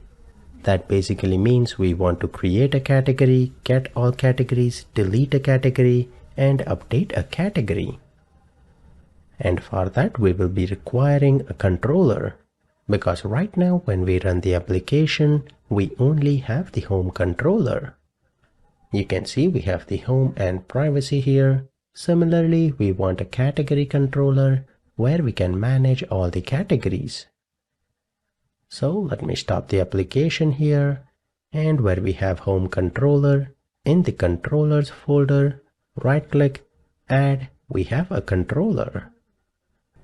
Now you can use the other templates that are there, but we want to start fresh, so I will use MVC, empty controller, and we have to give it a name. Let me call that category controller. Now remember, when you add a controller, you must have the controller keyword at the end. That is how the code will know that this particular class file is a controller. Let me hit the add button here, and perfect, it adds a controller. Inside there it has one action method, which is index action method. Now how will this endpoint be triggered? Let me add a debugging point here, and let me run the application. In the application, if we want to go to category controller, how will we access that? For that, we will write category here, and next, what is the action method? And next, what is the action method? The default action method that got added, it is index. So we can say index here and press enter. Perfect. It hits our debugging point here, and if we continue, we will see an error message. An unhandled exception occurred while processing the request. The view index was not found. Because here you see when the action method is called, it returns back a view. Typically, when we were working with home controller, we had views in the home folder. But when we are working with category controller, we added that controller, but we have not added any view. If you go back, it also displays which were all the locations that were searched. It will first look for a category folder and try to find index.html. If it does not find that, it will also look into shared folder, which is a shared location for all the partial views. What we have to do is we have to create a folder with the name of category and add the view inside that folder. Let me do that. We will close it here. In views, we will create a folder. It must match the name of category, and inside there we will be adding a view. Now when you are working in the view, if you right click and go to the add button, it automatically displays that, hey, default thing that users typically add is a view. So that is what it displays at the top there. Let me select that, and we will be adding the empty view. Now you can select the razor view here or the empty view. We will go with the empty view. Name index.cshtml. That looks good. Let me add that. We do not care about anything here. Let me remove that, and I will just add an h1 here, and I will say category list right here. With that, let me run the application once again. Perfect. Let me navigate to category controller. We have the index action. We will press continue and perfect. It takes us back to the view and it displays the category list that we added. So great. We have added our first controller in the application and we have also added the corresponding view, and on this page we will be displaying all the categories that we have in our database. We want to display all the categories on category list page that we added. But every time when we run the application, we do not want to go here and type this in the URL. Rather, I want to add something like category here. When we click there, it will take us to this URL. Now, where do we have this header that you see on the screen? If you said _layout, you are correct. Let me stop the application.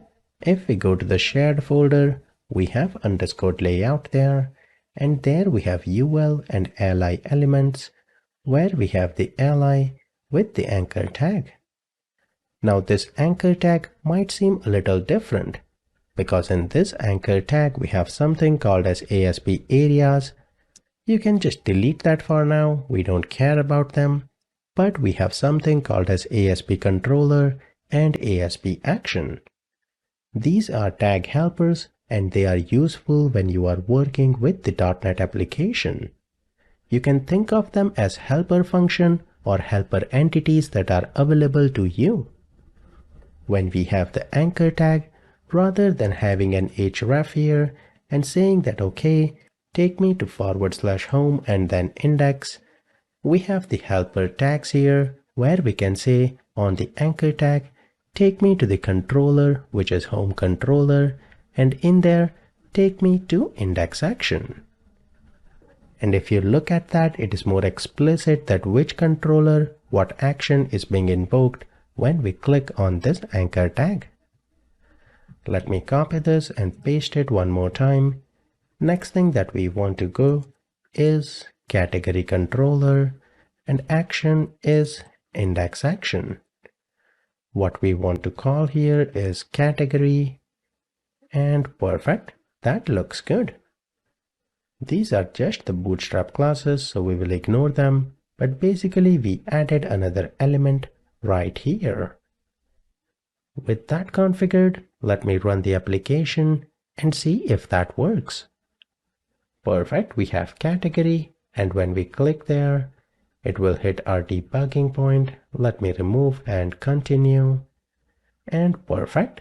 In order to remove, you just have to click that once again and it will remove that debugging point. So perfect. Now we can go to category and navigate between pages pretty easily.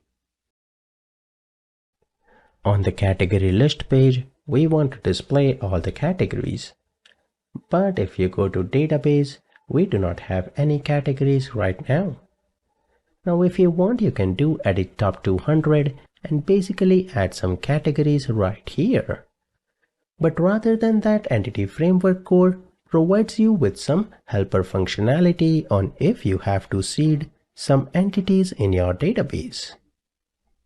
For that, we will have to go to Application DB Context.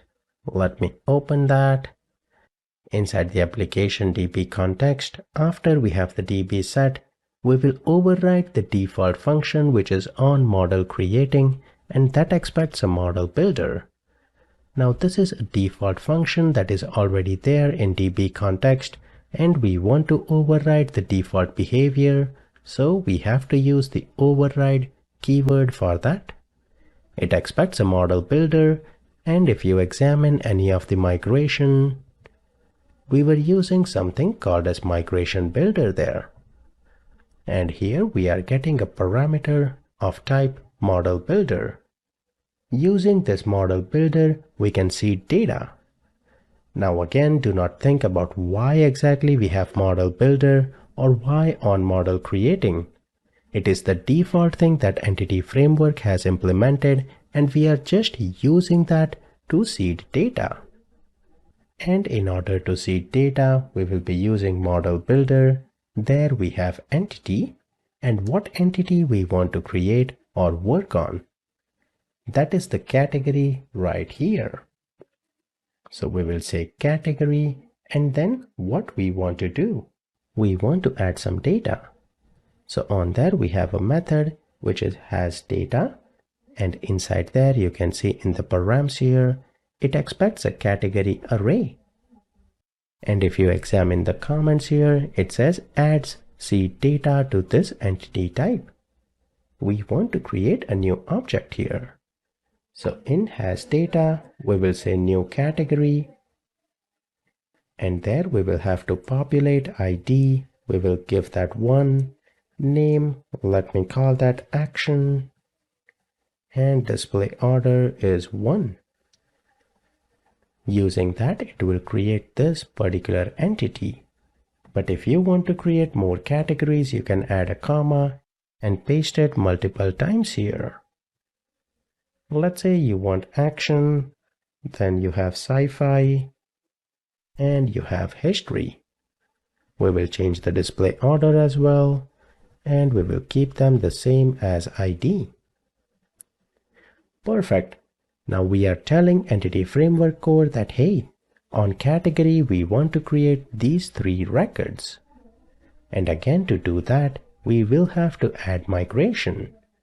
Whenever anything has to be updated with database, we have to add a migration. Always, always, always remember that. So we will say add migration, and I will call this seed category table. Perfect, that works. If you examine the migration, it is calling something called as insert data, and it is inserting 3 records. All of them looks perfect. So what do we do to apply these changes?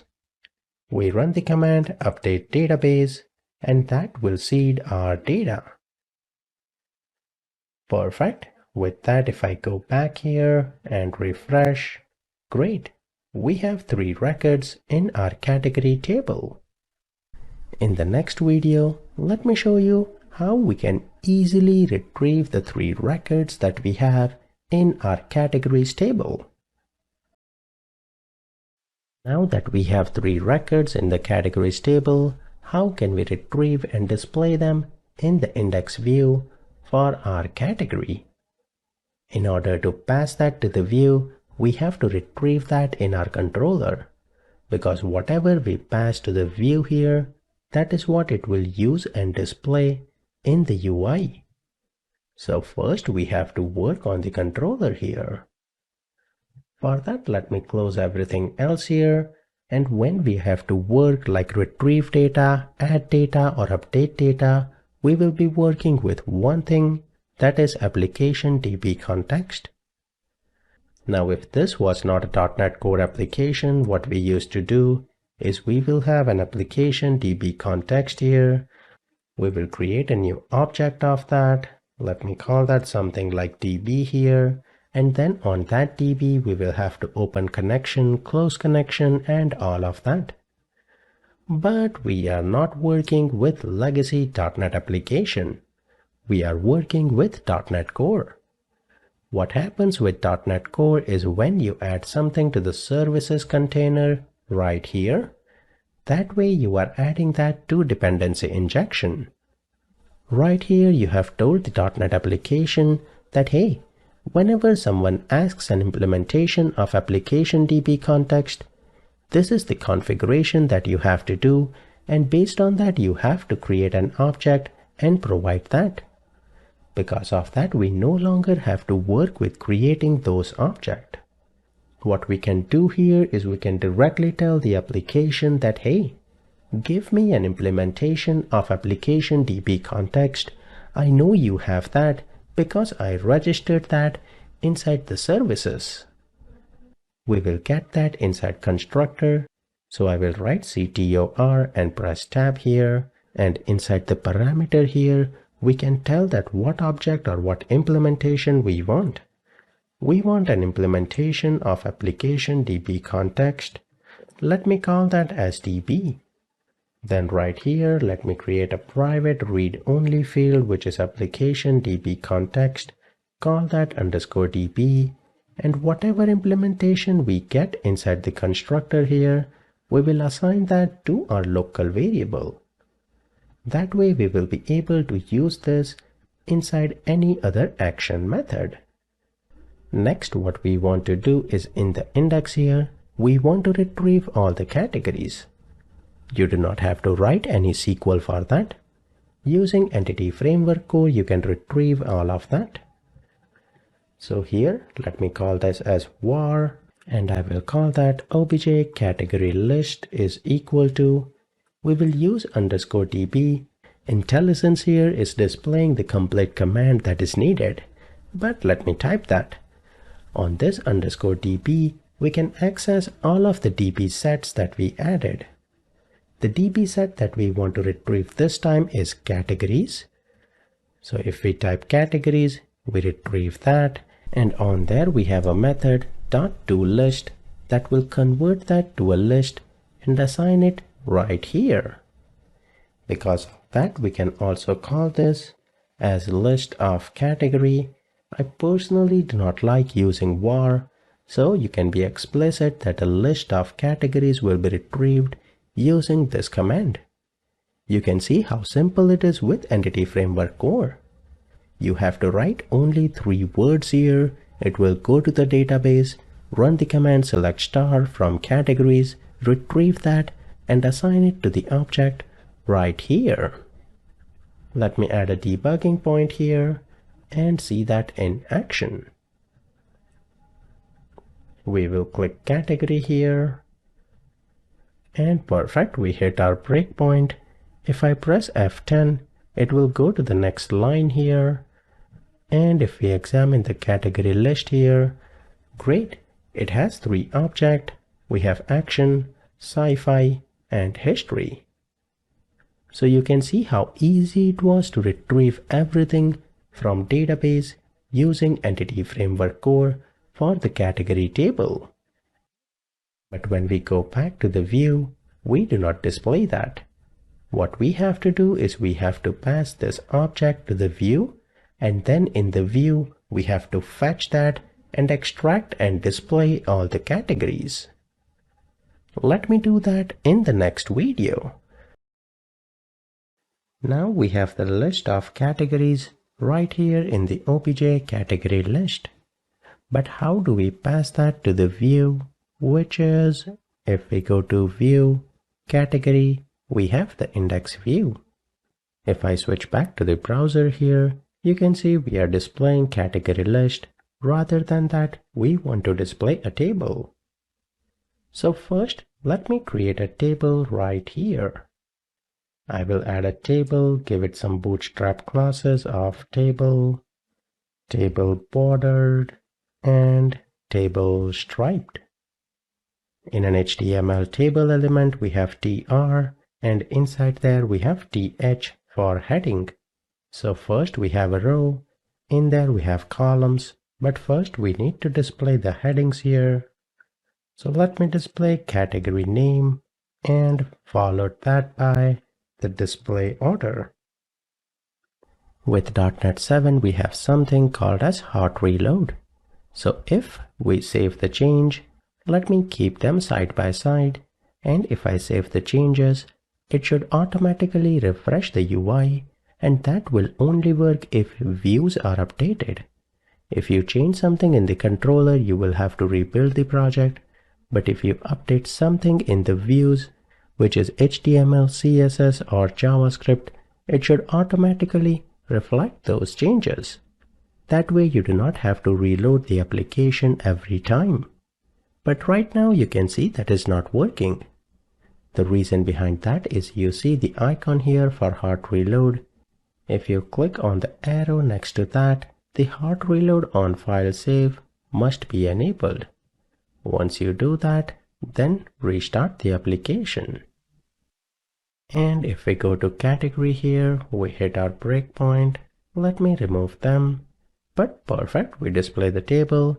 Let me change something here and save it. And perfect, You can see it automatically refreshed and we do not have to restart the application anymore. So that is the power of hot reload, and with .NET 7 it comes built in. That way we do not have to restart the application when we are modifying some things in the view side of the application. With that, we have the table header here, but we want to display the details. Let me do that in the next video. Hot reload is now working in our project, but what we actually have to do is from the controller here, we need to retrieve the category list and we have to display that in our view. By now you should be familiar with the terms when I'm using controller, actions, views and models. To repeat again, we have the controller here. Inside there we will have action methods that will be invoked, and we will have corresponding views related to that inside the views folder with the same name as the controller. So perfect, we have all the categories right here. How do we pass them to the view? Pretty simple. We copy that and paste it in the round bracket. That way it will automatically pass this object to the view, and then we have to capture that or retrieve that in the view. So here we do that using the model keyword. When we write that, we have to write @model and make sure everything is lowercase this time. Because when we have to access model, it will be different, but when we are retrieving or defining the model at top here, everything will be lowercase. And then we have to define what will be the type of this model. If we go to controller, it is a list of category that is being passed. So we can copy that and we can paste that right here. That way we are defining that our view will get a model which will be list of category. Once we define that, then we can use this model inside our HTML code. When we are working with MVC application, we have the view here, and inside there we have something special. We can write C# code. If you are coming from .NET background, this was not possible. But here we can have C# code like if condition, for loops, and much more. To write any C# code inside the view, we have to use the @ sign. And let me add that inside the T head, and we will have a T body. This is basic HTML and nothing to do with .NET Core. But now when we have the T body, we will have a TR here, and I will add a TD tag where we want to display the category name. We will add another TD where we want to display the display order. Name and display order will be inside list of category. So we will have to iterate through them and display all of them. Basically, we need a for loop for this TR element.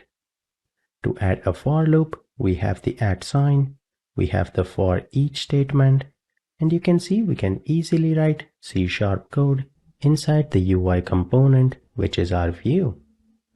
So for each, we will say variable obj in model. Now here, in order to access the model that we have defined on the top here, we cannot write model in lowercase, but we have to rather write that in Pascal case, so M will be capital. And that way it will iterate through the model that we have defined on the page, and that will be list of all the categories. So perfect, we are iterating through them. We will have the curly bracket, and I will close the curly bracket after TR like that.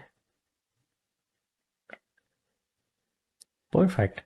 If I save all here, and if I go back to the view, because of hot reload, you can see it is displaying the name and display order 3 times.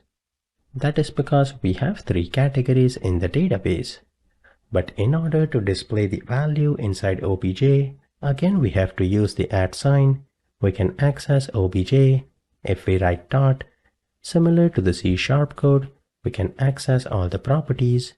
So we have name and we have obj.displayOrder. Save that, go back, and perfect.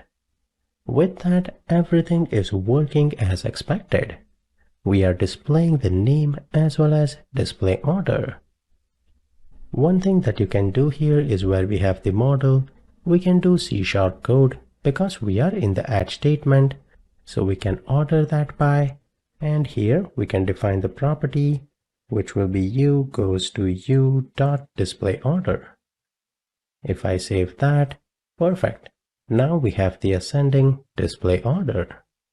You can see how powerful views are, where we can incorporate C# code within our views, and we can do some complex calculation, which was not possible in the older .NET frameworks. So perfect, we have made great progress.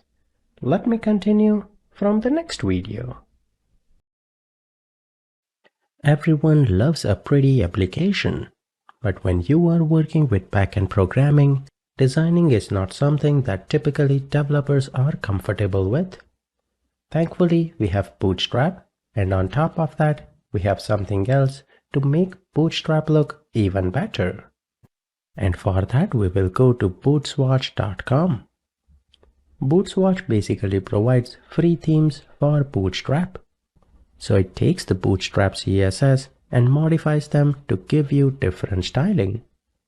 You can scroll down here and we have multiple themes that are available right here. I will be using Lux theme for the project. We can click the download here and we can download the bootstrap.css. Let me open that. I will copy this. Let me switch back to the code here and stop the code for a second. If we examine the underscore layout, that is where we have the Bootstrap CSS right here. What we can do is we can directly modify that. Inside www root, we have the lib folder, bootstrap, CSS, and we have bootstrap.css as well as the minified file. Let me modify the bootstrap.css. I will remove what we have here and paste the new code that we copied with our new style. Then in the underscore layout here, we will not be using the minified file. We will be using bootstrap.css. With that configured, let me run the project and see if we are able to notice some difference. And perfect, you can see right away this looks different than what we had. That looks much better. On top of that, I want to make the header and footer here a little dark. So we can go to underscore layout here, and where we have navbar light, we will write the class navbar dark and bg dark. Let me switch back here, and we have a gray color. I wanted the black one, so let me go into the theme here, and we open that. We have navbar dark and bg primary. We will go back here, bg will be primary. And perfect, that looks better. We need to modify the color. Let me go back. We no longer need the text dark. I will remove that. And let's see, perfect. That looks much better. We will make the footer dark as well, so let me go back. We have the footer here. We will say bg primary. And let's take a look at that. And perfect, that looks better. The footer here, we will keep that bulky web. Perfect. Now we also require icons. We will go to icons.getbootstrap.com and we will go to the install tab, which is at the very end. We have the CDN for that. Copy that CDN and we will add that inside the underscore layout. We will paste it in the CSS at the top here, and that looks good. With that configured, let me go back to the website here and let me search for an icon. We scroll up. I will look for a heart icon. And we have the heart fill. Copy that. We will modify our footer once again. And I will paste it, made with heart by .NET Mastery. Save that. And perfect. Looks much better. Let me do text center here. And great. Our header and footer are now looking great, but we have added Bootstrap icons as well as we are using the Bootswatch theme. Let me continue from the next video. Now in our category page, we are displaying all the categories.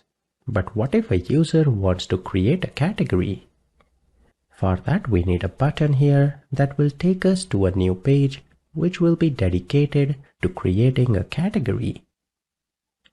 So let me add that button and add some styling. Rather than plain simple h1 here, let me remove that. I will add a div, give it a class of container, and we will close that div at the very end, right there. Then we will add div, give it a class of row, and padding top of 4. These are just Bootstrap classes that we are using. We are defining a container, and inside there we have a row. In Bootstrap, row is divided into 12 columns in a page. So one row will basically have 12 columns. What we want to do is inside that div class of row, we will be using 6 columns. That means we are left with other 6 columns. We will add those other 6 columns right here. So the 6 columns on the left side, which is left hand side of the page, we want to display the heading. We will use h2 here, and we will give it a Bootstrap classes of text primary, which is black color. There we will display category list. Let me save that, and perfect, looks good. On the right side here, we want to add the button to add a new category, and that button will be on the right side. So with column 6, we will add something like text end that will make sure it floats to the right side. Inside there we want an anchor tag, and that will take us to some controller, and inside there it will invoke some action. What it is we have not defined that, but we will do that in the upcoming videos. We will give it the Bootstrap classes of btn, btn primary, and let me say create new category. Along with that, let me add a Bootstrap icon as well. So I will search for a plus icon, and we have the plus circle. Let me use that, paste it right here, and let's go back. Perfect. We have create new category. Along with padding top 4, let me do padding bottom, and I think 3 will be good. Perfect. That looks much better for our category list page. Now what should happen when we click the button of create new category? Let me do that in the next video. Now we want to work on creating a new category. For that it will be a new page. But when we work with creating a new page, we do not go by directly creating a view. We first have to create an action method that will be invoked, and that will call the view. That action method we will be adding inside the category controller. Creating a new action method is super simple. We will say public, return type will be iActionResult, and let me call that as create. All that we'll do right now is return back the view. Next step will be to create the view itself. We can navigate to the views folder and create a view in category, or we have a shortcut. On the action method, we have add view. If we right click there, we can select that, and we can add an empty razor view right there. change the name to be create. That name must match the action method name that we have. With that, let's hit the add button and remove everything that we have in there. I will just add an H1 and I will say create category. Save that and let me run the application. When we modify something in the controller, we have to restart the application. So if we go to category here, we will not be able to navigate to the create page. Because right now, if we click here, it takes us back to the home page. And if I go back to the code here, inside the index view, we have not defined what controller or action method should be invoked. If you think about that, the controller is same in index, it is the category controller.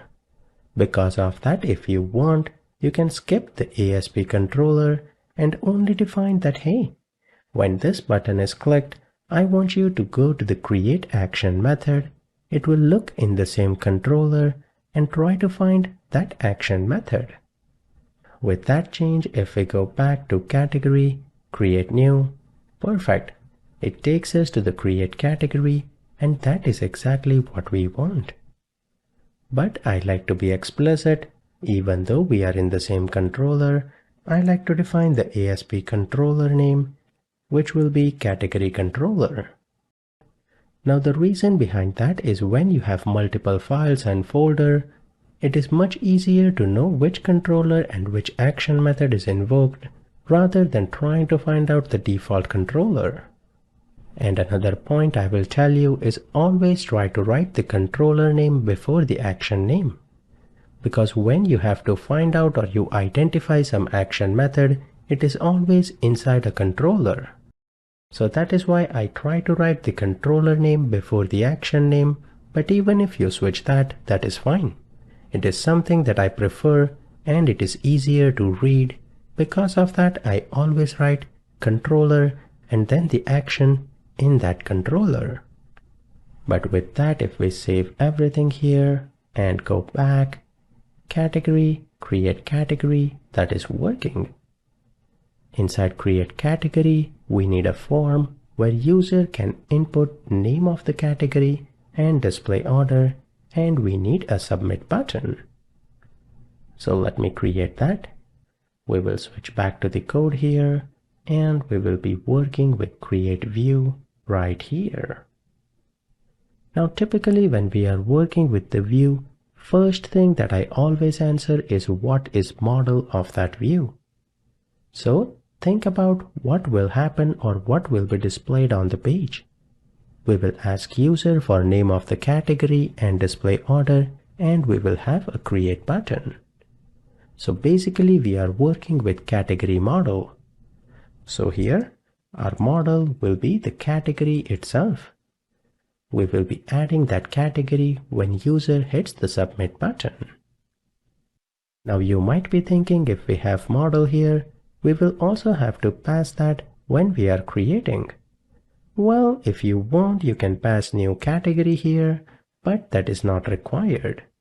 If nothing is passed here and if we are defining the category, it will create a new object for that, and by default all the values will be empty, and that is exactly what we want in this case. So even if you do not pass anything in the view here and you have a model category here, it will think of it as a new category object with the default values. So with that, we need a form and we will be creating the category. So we will have the method of post. Next, we will have some bootstrap classes for div with class of border, padding 3, margin top of 4, and inside there we will add a div, give it a class of row, and padding bottom of 2. Simple bootstrap classes, nothing fancy. We will have the h2 with the class of text primary, and we will say create category followed by a horizontal line. That is what we will have in the first row. After that, we will create a new div, give it a class of margin bottom 3, and inside there we want a label. Now label, we know we want to display the name, so we can do that here, or rather we can also say category name, and we have something for input field. Let's add that and give it a type of text. We will also add a bootstrap class here for form control to give it the full width here. Copy this, paste it one more time. Next thing that we want is display order. Let me save that and go back to the application. Perfect. We have category name and we have display order. After that div, we will add a button which will be of type submit, and we will add some bootstrap classes of btn, btn primary, and let me give it some width. So style width of 150 pixels. That looks good. This will be the create button. Let's add that. After that, I want a button to go back to the previous page, which was category list. So that will be a link. So we will have anchor tag. We will define what controller we want to go to. It will be category, and what action method in that category should be invoked. That will be index action. We will give it some classes, btn, btn secondary, and we will give it the same width of 150 pixels. The anchor tag here we will display back to list. Save that. And perfect, we have the button to go back to the list, and that is working as expected. Now let me work on designing of this button a little bit. So right here, we can create a div, give it a class of row, and inside that row we will add a div, give it a class of column 6. And the other one will be the same column 6. Bootstrap divides it into 12 columns. First one will have the button to create. Next one will have the link to go back. We will remove the style element here for the width, and the class, let me add form control to give it full width here. Perfect. Let's go back, and we have both the buttons. Now rather than secondary here, let me change that to be btn outline secondary, and that looks much better. And with btn secondary, let me also give it a little bit of border, and perfect. That looks much better. Now when we are working, it is always good to make it responsive as well. Because of that, right here also, let me make this row. That way it will be responsive. Now if I press F12 here, and perfect, if I make it responsive, you can see everything is changing. But when we are on the large screen, we do not want the big buttons. What we can do for that is we can define if the screen is medium or large. You can take 3 columns. Change that and paste it here. That basically means if it is smaller than medium, it will take 6 columns, else it will take 3 columns. Perfect. You can see it is working good here, and if we minimize this, then it takes the 6th column. And last thing that we will do is you can see there is some space before the category name.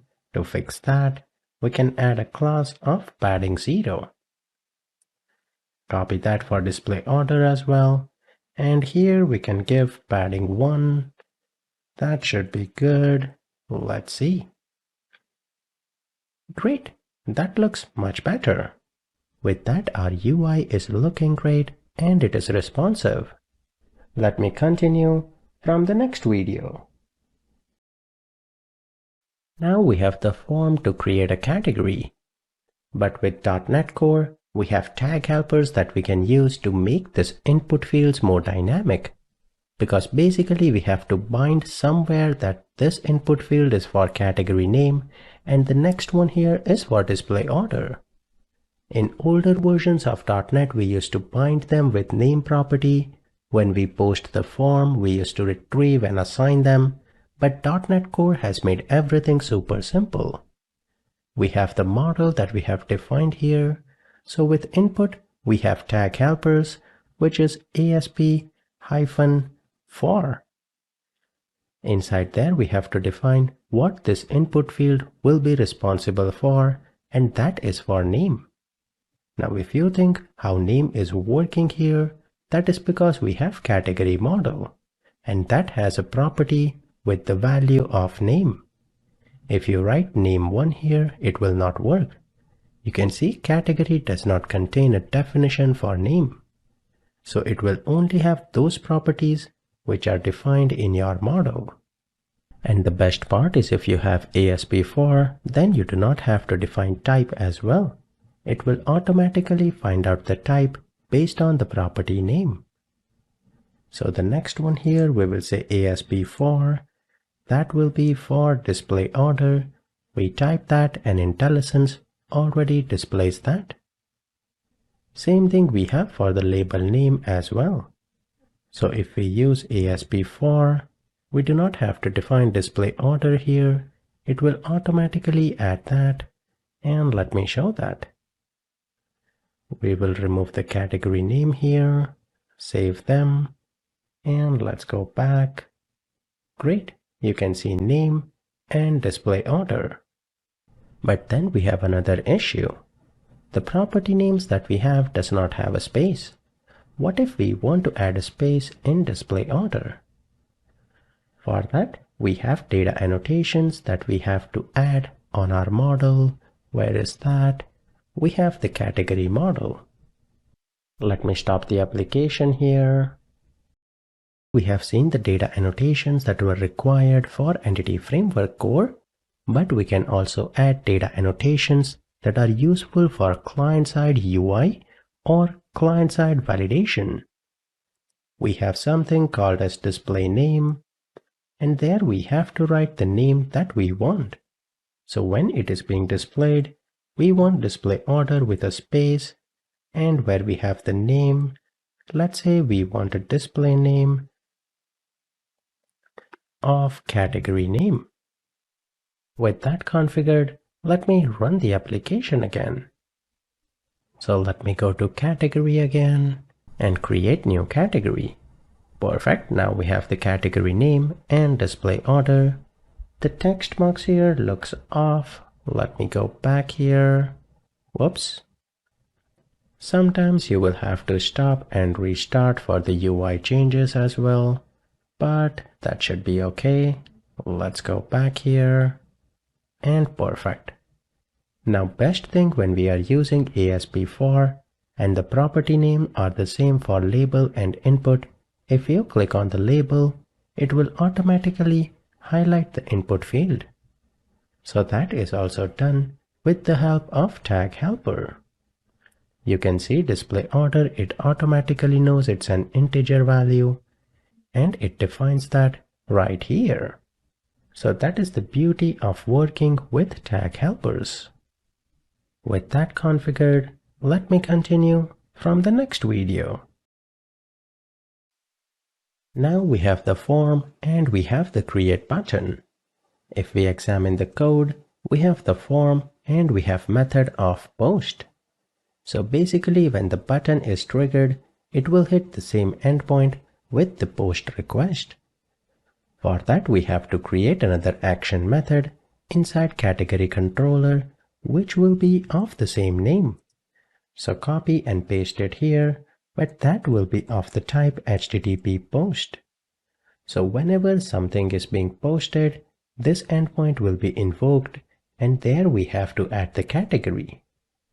Also, when we are posting something, here we will be getting the category object. Because if we examine the create here, we have that model, and in form, we have those properties. So when it is posted, it will provide that form in the category controller. Let me call that obj. Once we have that object, that will have the value of category that needs to be added. Let me add a debugging point and show that. We go to category, create new category. Let me type something here and hit the create button. If you examine the obj here, perfect. It has the display order and name. ID will be 0, and that is okay because right now we want to create, so ID must be 0. Then how can we use Entity Framework Core to create a category? We have seen how to retrieve that right here, but creating is also super simple. We have _db that is already available as db context. On there we have the db set of categories, and there we have a method provided by Entity Framework Core, which is add, and there we have to pass the object, which will be of type category. So we can pass the obj that we retrieve in the parameter here, and that is the only line that you have to add category. You do not need any insert statements or anything else. But on line 27, we are telling Entity Framework Core that, hey, you have to add this category object to the category table. But on line 27, we are only telling what you have to do. We are not telling it that, okay, you are good, you can go ahead and do that. If you are ready to execute that statements, then you have to say _db.save changes. So on line 27, it keeps a track of what are all the changes that I have to do in the database, because in future there will be more changes and you do not want to go to database every time. It is possible you want to combine 5 changes together and do all of them in one single database call. So on line 27, it is keeping track of what it has to add, and on line 28, it will actually go to the database and create that category. Before we see that in action, once the category is added, we want to redirect to the category index view where they can see all the categories. Now we cannot go back to the view, but we can go to the index action. There it will reload the categories, because when a category is added, we have to reload and pass that to the view. So rather than returning view, we also have something called as redirect to action. If you are in the same controller, you can only write the action name here, which is index, and that will work. But if you have to go to a different controller, you can write the controller name here as well. So if you want, you can be explicit and say, go to category controller, but since we are in the same controller, we can skip that right here. With that configured, let me actually add the debugging point back here and run the application. We will go to category and try to create a test category. Give it a display order of 5 maybe. We hit our breakpoint. Perfect. Add statement is executed. And we can go to SQL Server, execute. It has not been added yet. Once we execute the save changes here, then if we go back, perfect. It added that category. Let me continue. And great. We see the new category has been added. So you can see how simple it was to add a category using Entity Framework Core. We do not have to open connection, close connection, write any SQL statements to insert data. Everything is handled by Entity Framework. With that configured, let me continue from the next video. Now when we are creating a new category, we want validation. One validation could be display order cannot be less than 1 and category name is required. We can also add some validation that category name must be less than, let's say, 20 characters. Typically in .NET, when we had to use validation, we had to use JavaScript and we had to write all the code. But with .NET Core, we have those validations built in and the support for jQuery is already added in the project.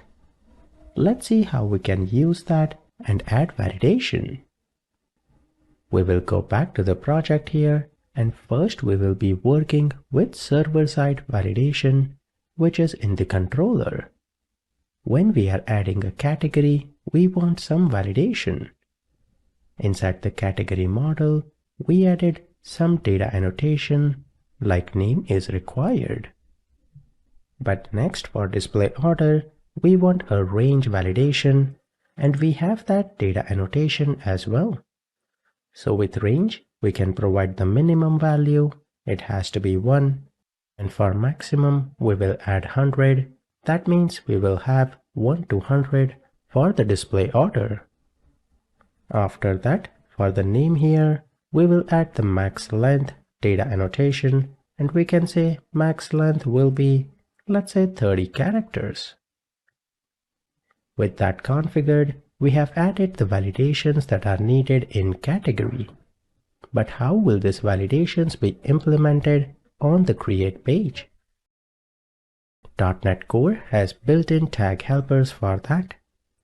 Where we have the input here, let's say if there are some error message with the name, then we want to display that right here. But even before we display, let me go to the category controller. Here we will add an if condition, and there is something called as model state dot is valid. This basically will check if the model state that we have, which is the category object here, if that object is valid, that means it will go to category and examine all the validation. If it is required, then whatever is being populated here in the name must be populated. If it is not, then the model state is not valid and it will not go to the database and save the category. Let me run this and see what happens. We go to category, create, and if we hit create now, it takes us back to the page but does not add a category. If I have display order here, does not work. Similarly, if I have name here, but if display order is 0, it will not work because we have the range validation. If we add a debugging point here, you will also notice the model state value. Let's hit the create here. The is valid is false. If you examine model state here, you will notice in the result view, it will display what exactly is it checking. Name is valid, but display order is invalid. If you expand that further, it will display the exact error message as well. So perfect, our validations are working in the project. But right now, if something is not valid, it is redirecting to the index page and we are not able to see those error message. For that, what we will do is stop the application. If everything is valid, create and return back to the index, else we want to return back to the view itself. With that, let me run the application, and this time it will stay on the page here, but we will not see any validation or any error message. We already saw in model state we have the exact error message. Displaying that is super simple, and we should be thankful to Tag Helper for that. To display error message inside Tag Helpers, we have something called as ASP validation for, and it will evaluate everything against the current model. So ASP validation for, this is the validation for name model. We can give it a bootstrap classes of text danger for the red color. Copy that. We will have to add one more span for display order. So now if there are any errors with name, it will be displayed here. If there are any errors with display order, it will automatically be displayed here. And that is the power of Tag Helpers. Once you save that, we will have to restart the application. Let's go to category here and create a category. Perfect. If we try empty here, it displays the validation. And if we have the range one, perfect. That looks great. Now we have server-side validation. But what if we want to change the message that is being displayed here? Super simple as well. With data annotation, we go here, and with range, we have a custom error message field, and we can provide the custom error message here. Here we had the and, we are replacing that with hyphen. Let me restart and see if that works. We go to category here, create, and perfect. We have the custom error message. So perfect. With that, we have seen tag helpers and server-side validation.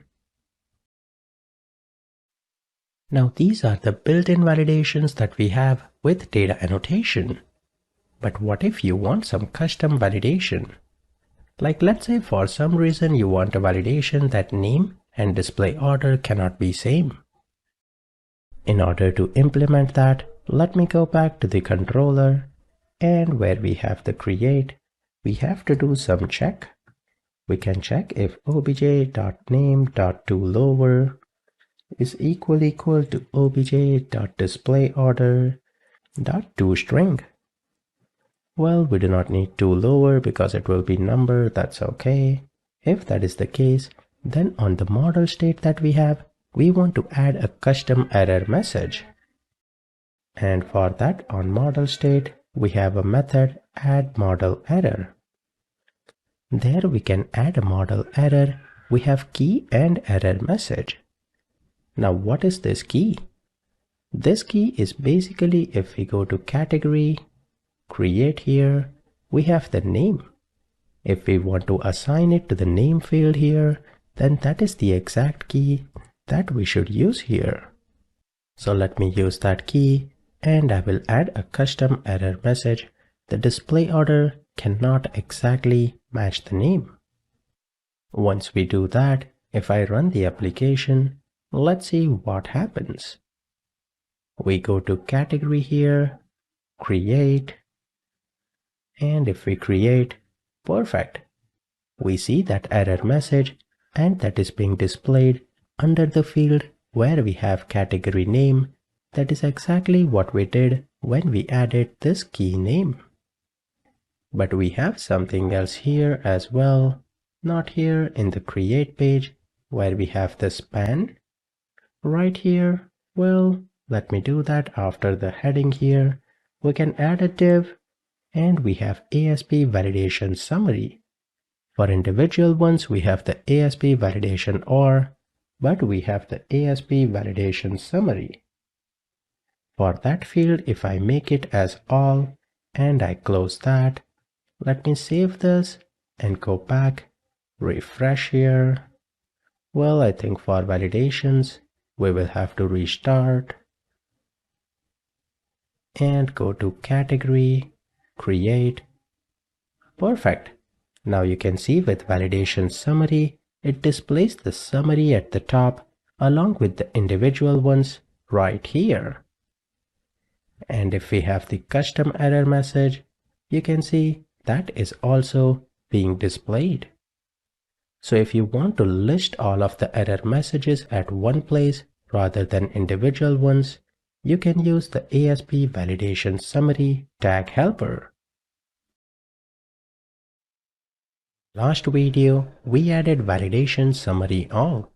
Because of that, along with the individual validation that we have, it also displays all the validation in the summary right here. But on top of that, for our custom validation, if we make both the values same and press create, we see that in the validation summary as well. That is great. But now if we go to category controller, I added that custom error under the name or under the key value of name. Let me add one more validation here and not restart. I want to stop the website. And in the controller, copy and paste it one more time. This time if the value of name is equal to test, in that case I want to display another validation or an error message, but that will not be under any key name, it will be empty. And I will display test is an invalid value. And I can convert this to be lower here. Perfect. So with that configured, let me run this and try that. We go to category here and we have the category name. We put that as test, display order as 0, and perfect. It displays both of the validation. But you can see, because we did not validate or because we did not have the name here inside the key, it did not bind that to the category name, but it displays that validation in the global summary that we have. And that is because in ASP validation summary, we have that as all. Now let's see what is different if I change that to be model only. So rather than all, if this is model only, and if I restart the application, when we say model only, it will only display the values that have error in model, but not any properties. So let me try test here and 0, and it will only display the error that test is invalid value. You can see it does not display property related validations in the validation summary. So when it says model only, it will not display any error messages related to a property like name or display order. The other error that we have is not related to any properties. Because of that, we are able to see test is an invalid value. And the final option that we have is none here, and that is self-explanatory. It will not display any error message in the validation summary. Let me show that.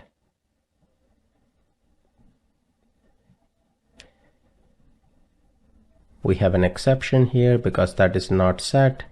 I can just add obj.name is not null, and perfect. Let's try that. We go to category here, create, and try that, and perfect. With none, it does not display any error message. So perfect. With that, you can see the difference between all, model only, and none. Now one real-time use case is on the login page. What you can do is username and password both will be required fields. So in that case, if they do not input that, you can display them right here. But if they input that and something is not valid, then you can add a custom error message and display that using model only in the ASP validation summary. But for now, we will go back to the application and let me remove this custom. I only added because I wanted to show the model only difference. And in the create here, we can make this as model only. Perfect. Save that. Or rather, I do not need the validation summary for now. I can just comment that out. We have the individual validation, and that should be sufficient. I can comment out the custom validation as well. With that, if I restart the application, we still have the basic property validations that are being displayed. So with that in place, let me continue from the next video. Now the validations that we have right now are server side. And what I mean by that is you will notice when we hit the create button, it hits our debugging point in the controller and then it returns back the error message. You will notice the page also reloads. There we go, you can see the spinner at the top. That means it is going to the server. But what if we want to implement client-side validation? Using JavaScript, we can easily do validations in the browser itself to make sure this field is populated or not. .NET Core has already provided some of those things built in. If we take a look at validation scripts partial, it has the validation jQuery. Using that, we can do client-side validation. And for that, we do not have to write much code.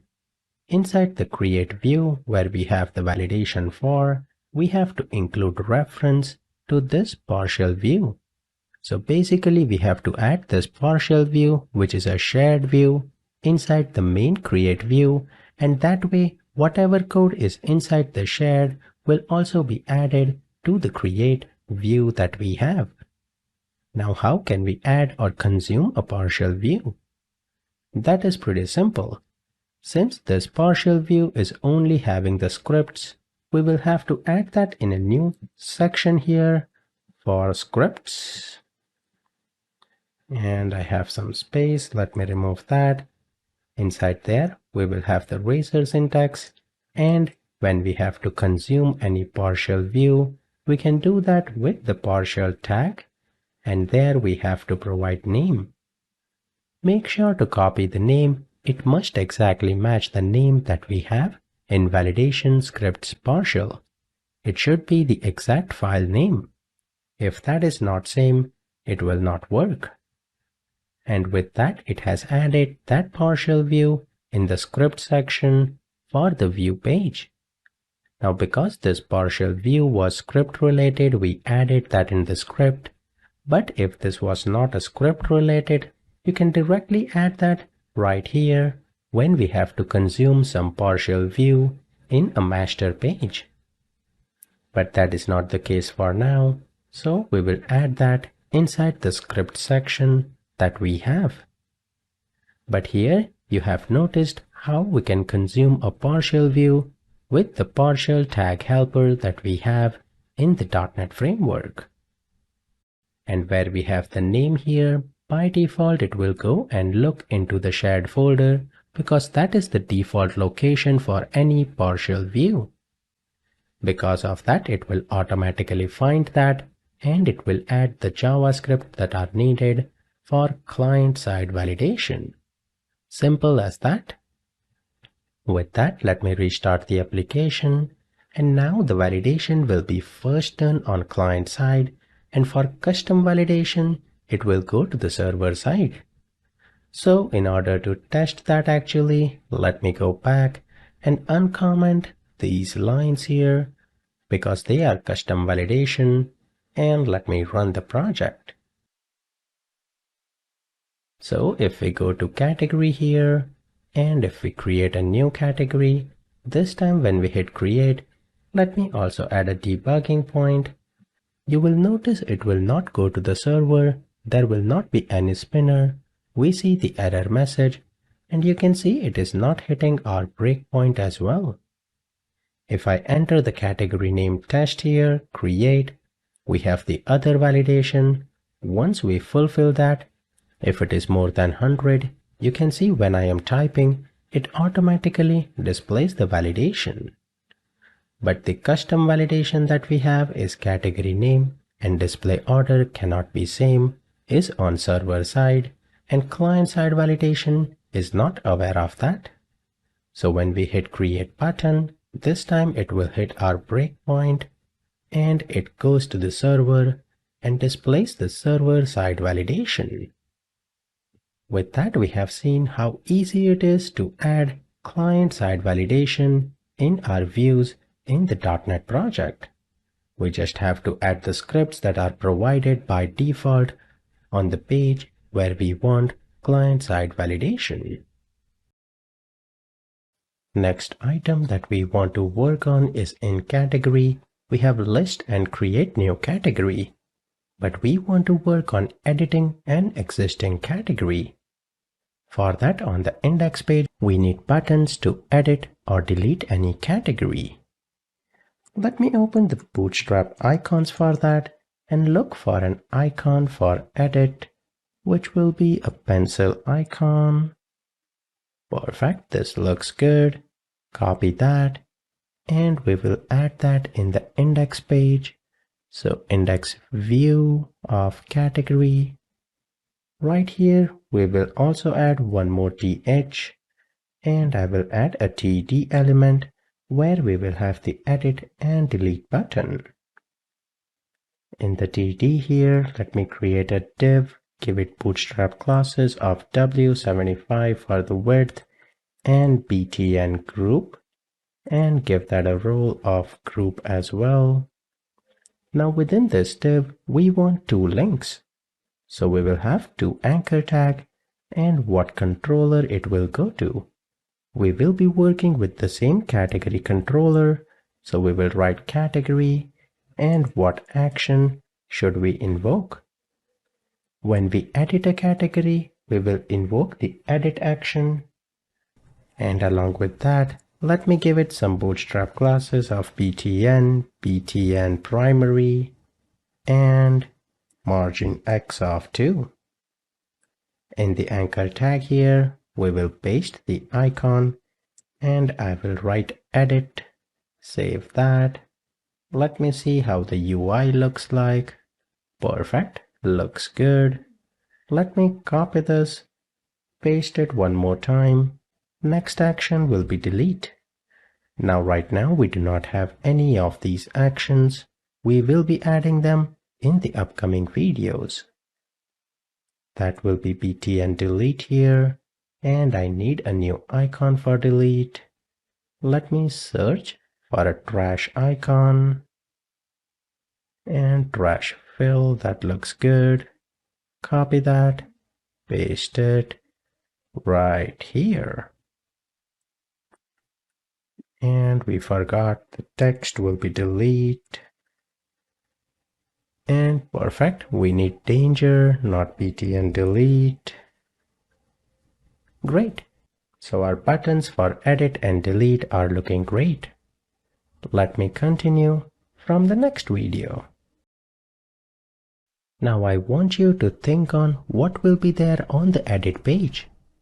Basically, edit page will be exactly same as the create page, but the category name and display order will be populated based on whatever category the user wants to edit. On top of that, when we create a category, we do not care about what category ID is, but when we edit a category, we need to know which category the user wants to edit. Based on that, we will retrieve that category in the getAction method and pass that to our view to display that. But first, let me design an empty view where on the edit, it will basically display the same view that we have for create. We will go back to our code here, stop the project. First, we need to add that action method inside the category controller. Let me close everything else, and we will have both get and post action method. When we do not define anything here, by default it is a getAction method. So we can copy both get and post action method for create and paste it one more time. Rename that to be edit here. And we have the edit post as well.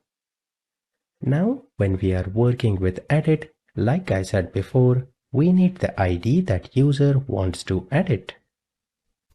So that we will retrieve in the parameter ID right here. We can make that nullable here, and then we can add a validation that if ID is null or if ID is equal to 0, that means it is not a valid ID, so we can directly return back not found. What you can also do is you can have an error page and you can return back to that view, which will be an error view displaying that something is not valid. But I will keep things super simple right now. Then if the ID is valid, we need to retrieve that category from database. Now when we were retrieving all the categories, we were doing that by using _db.categories. Similar to that, if we have to retrieve one category, Entity Framework Core has helper methods for that. Now we have multiple ways of doing that, so let me spend some time and show you the multiple ways. It will be a category object, and I will call that category from DB is equal to underscore DB dot categories dot. We have a method which is find. Find will basically work on primary key of that model. We know ID is the primary key of categories, so if I pass the ID here, it will automatically find that and assign that to category from DB. We have a warning here that it can be null, and that's okay. Because after we find that, we will check here if category from DB is null. In that case, we will again return not found. But if it finds the category, then we will pass that to our view and display that. So perfect, that is one way of retrieving the category. Let me see if that works. We will worry about the post action later on, but before that, in order for this to work, we need to pass the ID when we are calling the edit action method. If I go to the index action of category, where we are invoking edit, we are not passing an ID. How can we pass an ID when we are calling a link here? Because if we were using something like an href here, we can say we want to go to category / edit, and then we can pass the ID that user selects here. But when we have tag helpers, we have something called as ASP route ID. With ASP route, we can pass any property right here.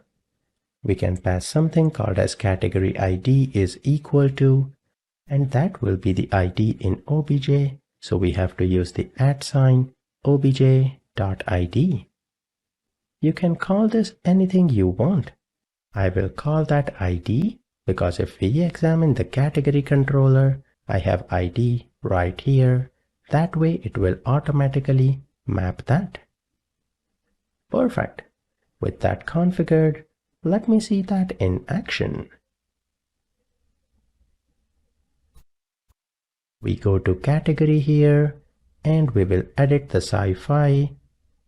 We have the ID that is 2.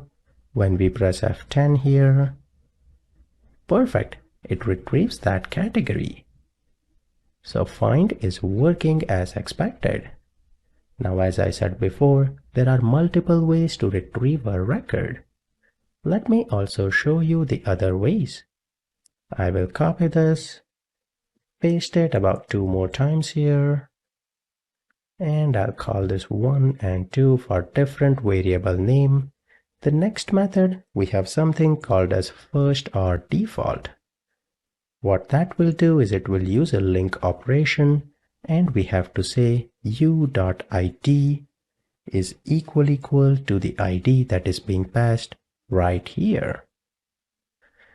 You can make this a nullable field and the warnings will go away.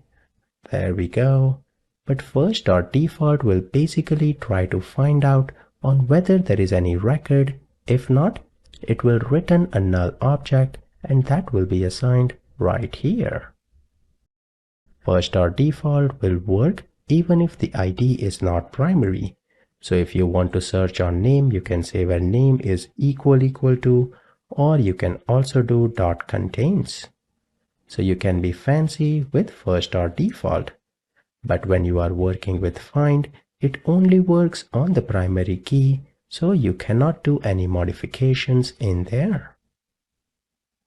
So that is the other route. And finally, on categories, we have a where condition, where similar to first or default, we can use the link operation and say u.id is equal to ID. And once we retrieve that, on that we can add first or default. Now typically I like the first or default approach unless some situation is there where you have to do quite a few calculations or filtering and then get first or default. Only then I will use the last approach here.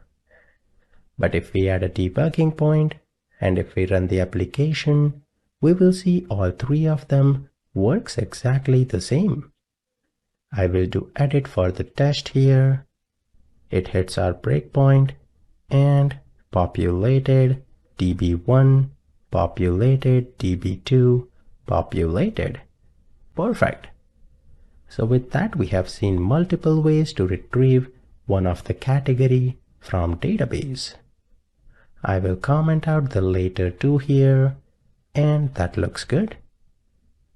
Now that we are passing categories to the view, we can work on the view and display all the category properties. Let me do that in the next video. We are passing the category that we retrieved to our view. We need to create this view, so we can right-click here, add view,